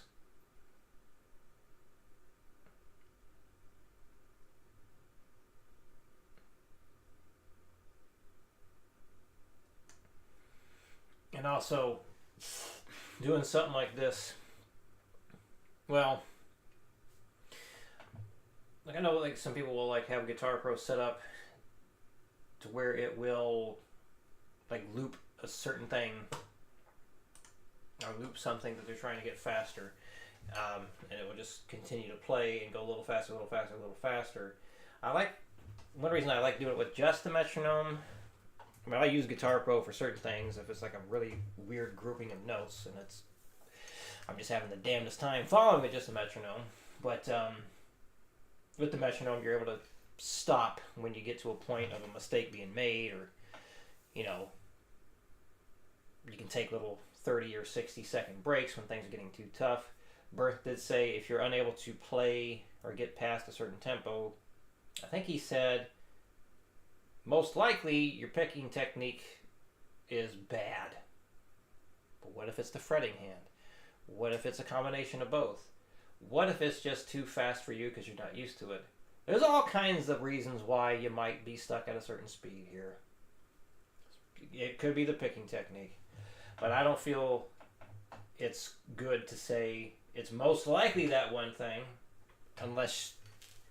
But maybe that's just his experience, and most likely when people get stuck with those sorts of things, that it's picked because of the picking. But I think it's because he was being a salesman, and he wanted to sell his picking masterclass. That's what it was. That's my guess. All right, let's see what these notes are. Oh boy! So we got. Oh, okay, he goes up here.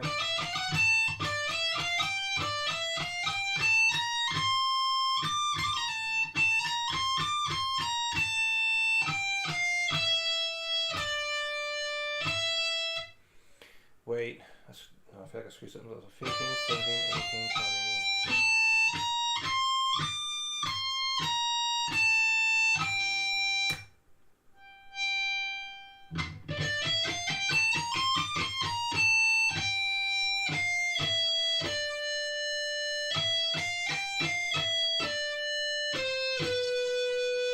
No.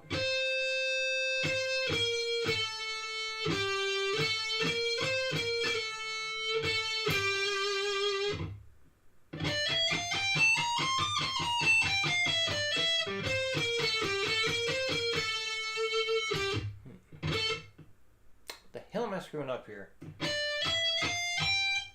See, I'm screwing up right here. It's because I don't know the thing. But But apparently it's not the fact that I don't know this piece of music. It's because my picking technique sucks. Anyway. Right.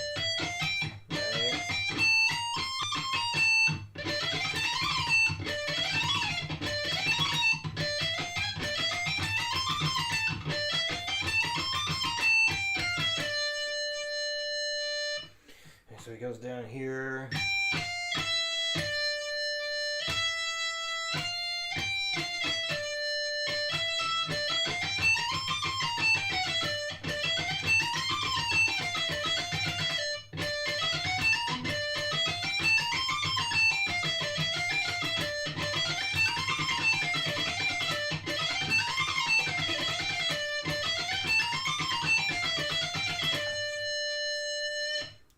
Right, so damn it.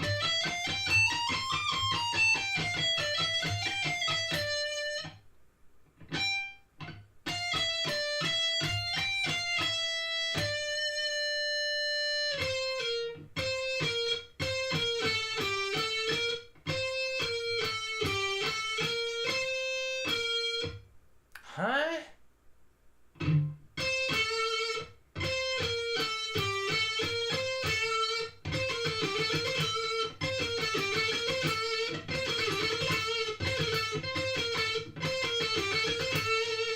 Okay, well that threw me off there because everything else has been kind of like back and forth, not skipping any notes, but at the very end there he does skip a note. Okay.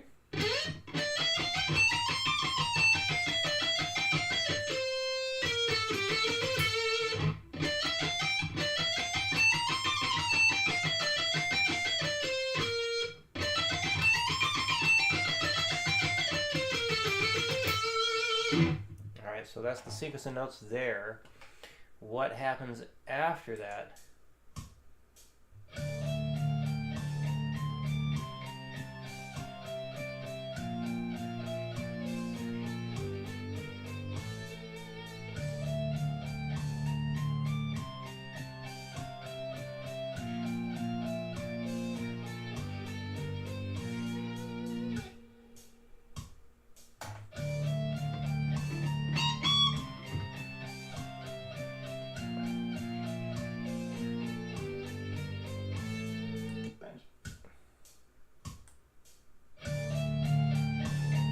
For level 1 of this awesome workout challenge.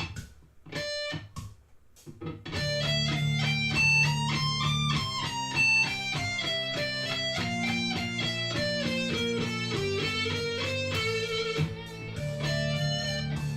is being louder. Being prepared for level 1 of this awesome workout challenge.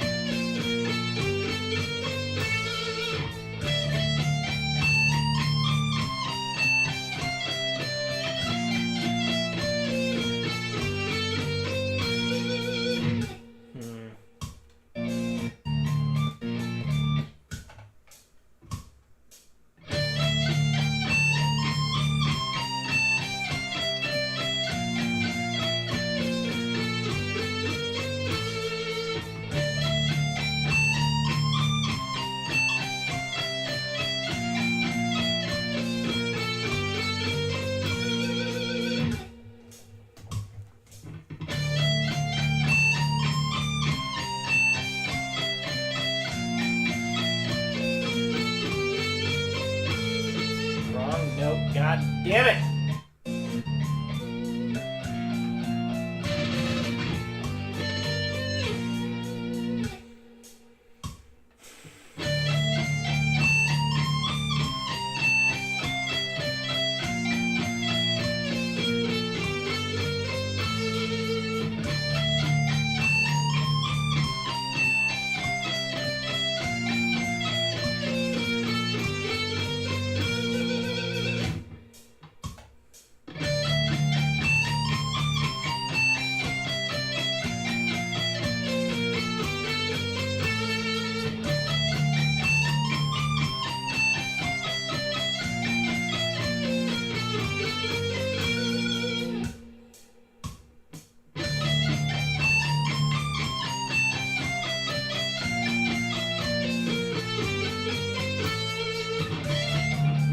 fucked it up.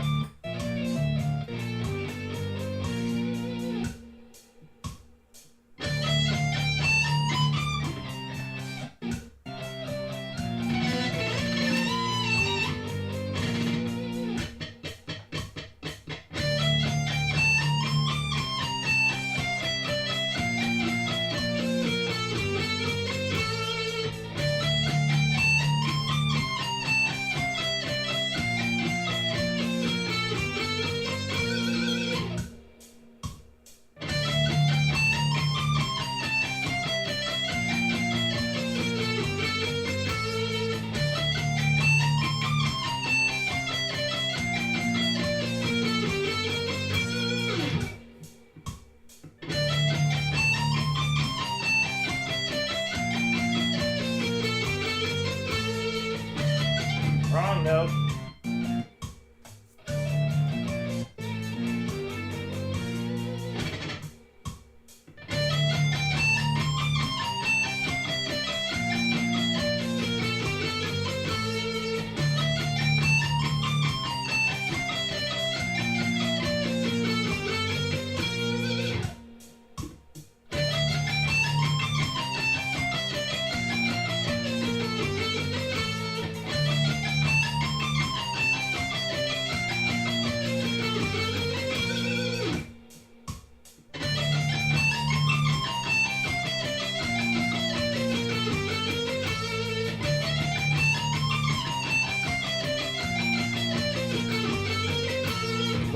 Wrong note, god damn it.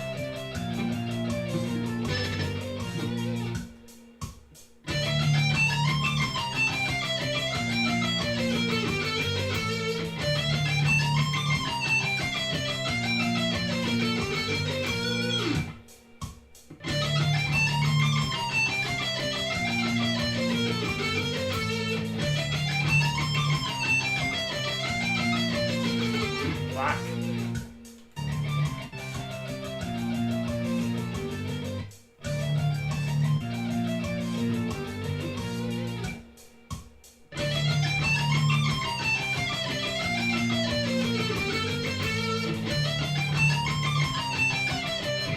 Wrong note.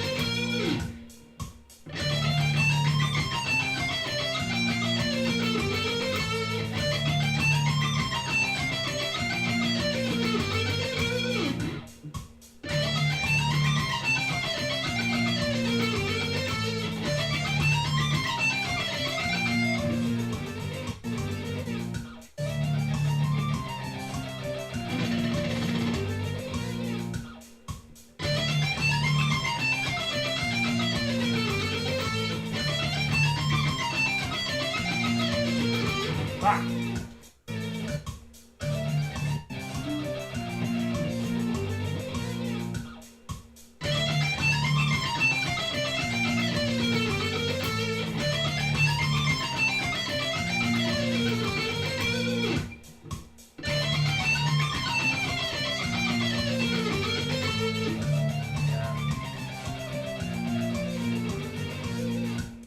Well, there is no way in hell I'm going to get this all the way up to 200 today. At least not this way. But, yeah. This is something, if I was to work on it, for real, things that I advise people. I mean, he's having you play the same speed 2 times. Might as well go up in 5 BPM increments. I think that would be helpful. Not doing it twice and then going up. Just go up into 5s. And the other thing is, because yeah, 120 right now. Like, this is the speed I feel you need to be able to reach in your first practice session if you're going to be doing the 16th notes. Because if you can't do that in your first practice session, going up in fives, starting at 60, he actually started at 50, and that's fine. You can absolutely start at 50. Nothing wrong with that. I think you should start no higher than 60. But if you want to start lower, start lower. If you want to go up in less than 5 BPM increments, that's fine too. I just don't think it's good to go up much faster than that, or any faster than that, really. I guess you could think of some circumstances it would be good, but for the most part, going up slow so you can make sure everything sounds good as you're going up is going to help. You hear the notes better. It trains your ear to hear everything better. So when you are getting fast, you have a much better chance of knowing, what's going on.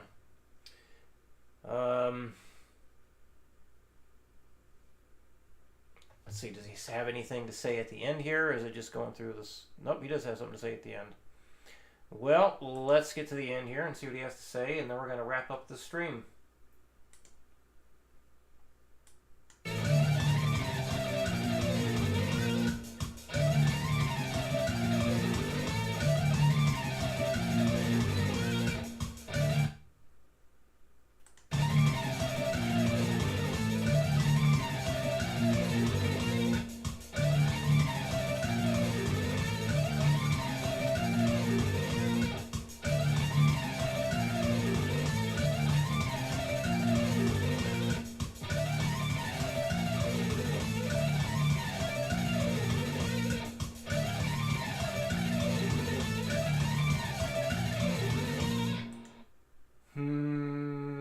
I'm curious about something.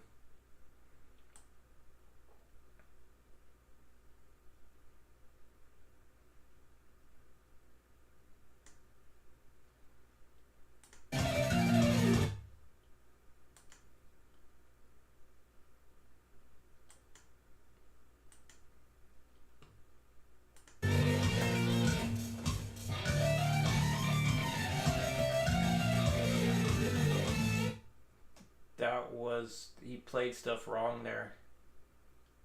He screwed up. I thought I heard a wrong note in there. He did. You see why you practice with accuracy and why you don't want to just be sloppy? Most people weren't going to hear that. And he's playing along to a track like a MIDI piano. But yeah, he goofed. He didn't play that right.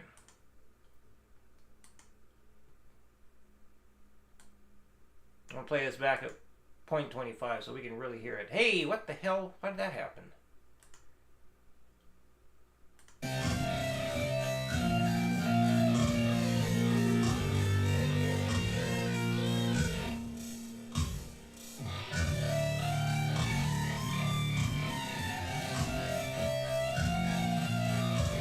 Nope.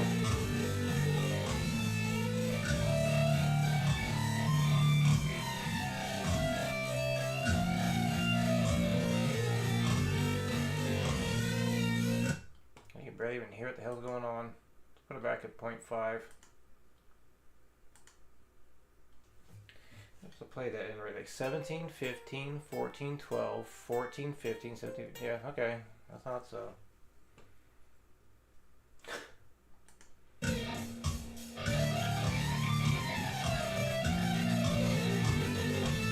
Nope.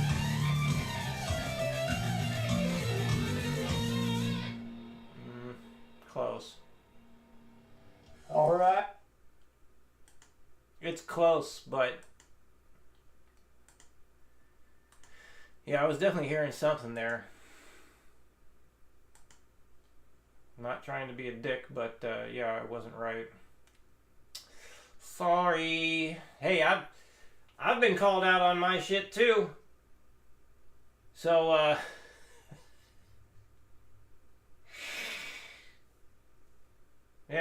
I know what that feels like. It's like, damn it, I thought I did it right, but I didn't. But I've actually I made it a point before I post something that's like crazy fast to like really watch back at slow speeds. Like, am I actually doing what I think I'm doing that I thought I did? And if the answer is no, then I don't put it out. Yeah, oh well. to take away from the idea he has here. Like, I would just tweak things a little bit different. But it's a finite, fine thing to work on there. Very much a speed type of drill that I would do. Just have like a 4-bar thing. I don't remember how many bars this is. 1 and a 2 and a 3 and a 4 and a 1 and a 2 and a 3 and a 4. It's a 6-bar pattern. Yeah, it's a 6-bar pattern. That's not bad. I'm just working that up in 5s. You can max that out pretty fast. It doesn't take a lot of time. Let's finish this video here. See what he has to say for the ending. Right, you did it. Congratulations on completing the full workout. In case you did get stuck at one point, please don't worry. Just leave a comment with today's results down below and come back tomorrow to crush them. In case you need some more help with your picking technique, make sure to check out the new alternate picking masterclass on Patreon. I promise this one will finally correct those annoying bad picking technique habits. So have fun with that. I will hopefully see you in the next. Can't promise that though. Patreon. I promise this one will finally correct those annoying bad. How do you... No. Like, if people get my instruction courses or they follow the stuff I do online, I can't promise that it'll fix their things. All I can do is I promise I will do my best to help you the best that I can. And that's that. Nobody can promise that following somebody's advice or whatever is going to fix what's wrong, because it's still up to the person trying to fix their issue. It's still up to the person playing the guitar to make it better. So yeah, that's one I don't agree with right there. He can promise that there's a lot of really useful information in the course that could very well help you, but promising that it will, I don't think that's okay. Picking technique habit. So have fun with that. I will hopefully see you in the next video. Subscribe so that you don't miss it. I hope you have tons of fun practicing, working on your alternate picking technique. And I will talk to you again very soon. Greetings from Vienna. Bye. Yeah, that's... For me, the hardest part is playing a 4-note per string thing, which detracts from focusing on alternate picking stuff, because yeah, that's my hang up on that exercise. He's definitely better at it than me, for sure. I could not play it at 200 BPM anywhere near as good as he did, even though when you put it, under the microscope and you slow it down and like confirm, like, yeah, there's a few little flubs here and there. Not the worst thing ever, for sure. It could have been far worse. It really wasn't that bad. I'm being nitpicky. But it wasn't dead on 100%. That's all. That's all. Okay, so that's that for the stream today as far as what we're going to be watching. Let's see. My YouTube home screen is similar to yours. Exception of some Beam NNG. I don't know what that is. But okay, time to wrap it up. Well, let's click on whatever the hell this Malaysian thing is. Like, is this just like somebody jumping in, like, oh, somebody's streaming, watch my stuff, watch me play?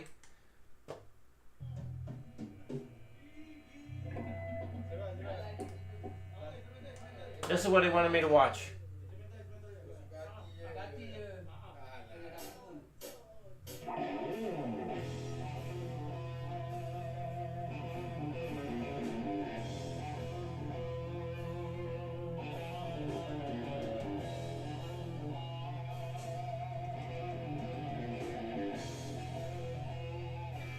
His guitar is upside down.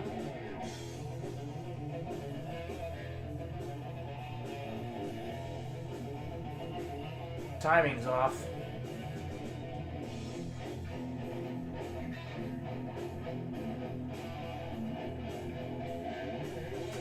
Fair enough riffs. Timing was a bit off though. That's odd to see him playing it upside down. I wonder how that would affect strumming open chords.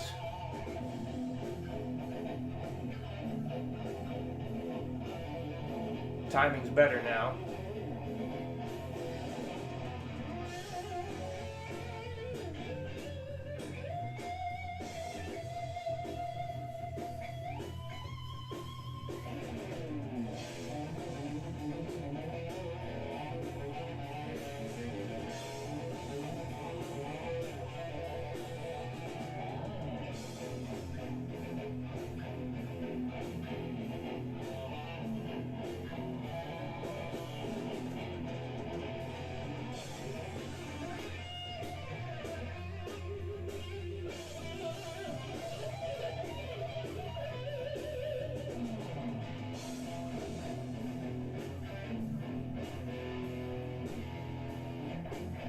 I wonder what he's changing on those knobs there.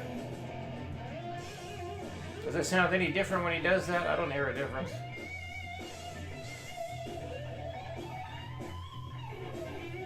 Got the occasional shreddy bit. Fair player. Decent player. Certainly play faster than most people I work with. Easily. Timing's improved greatly throughout this. I guess maybe they had a hard time hearing themselves.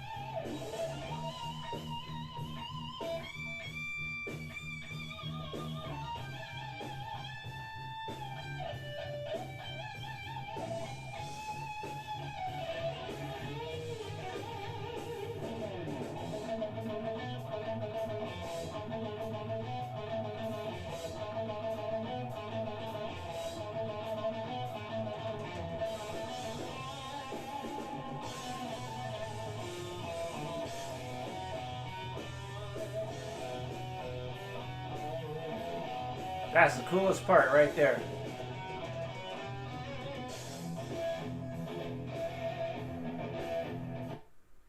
Alright, yeah, I guarantee that dude just showed up there like, hey, watch my song.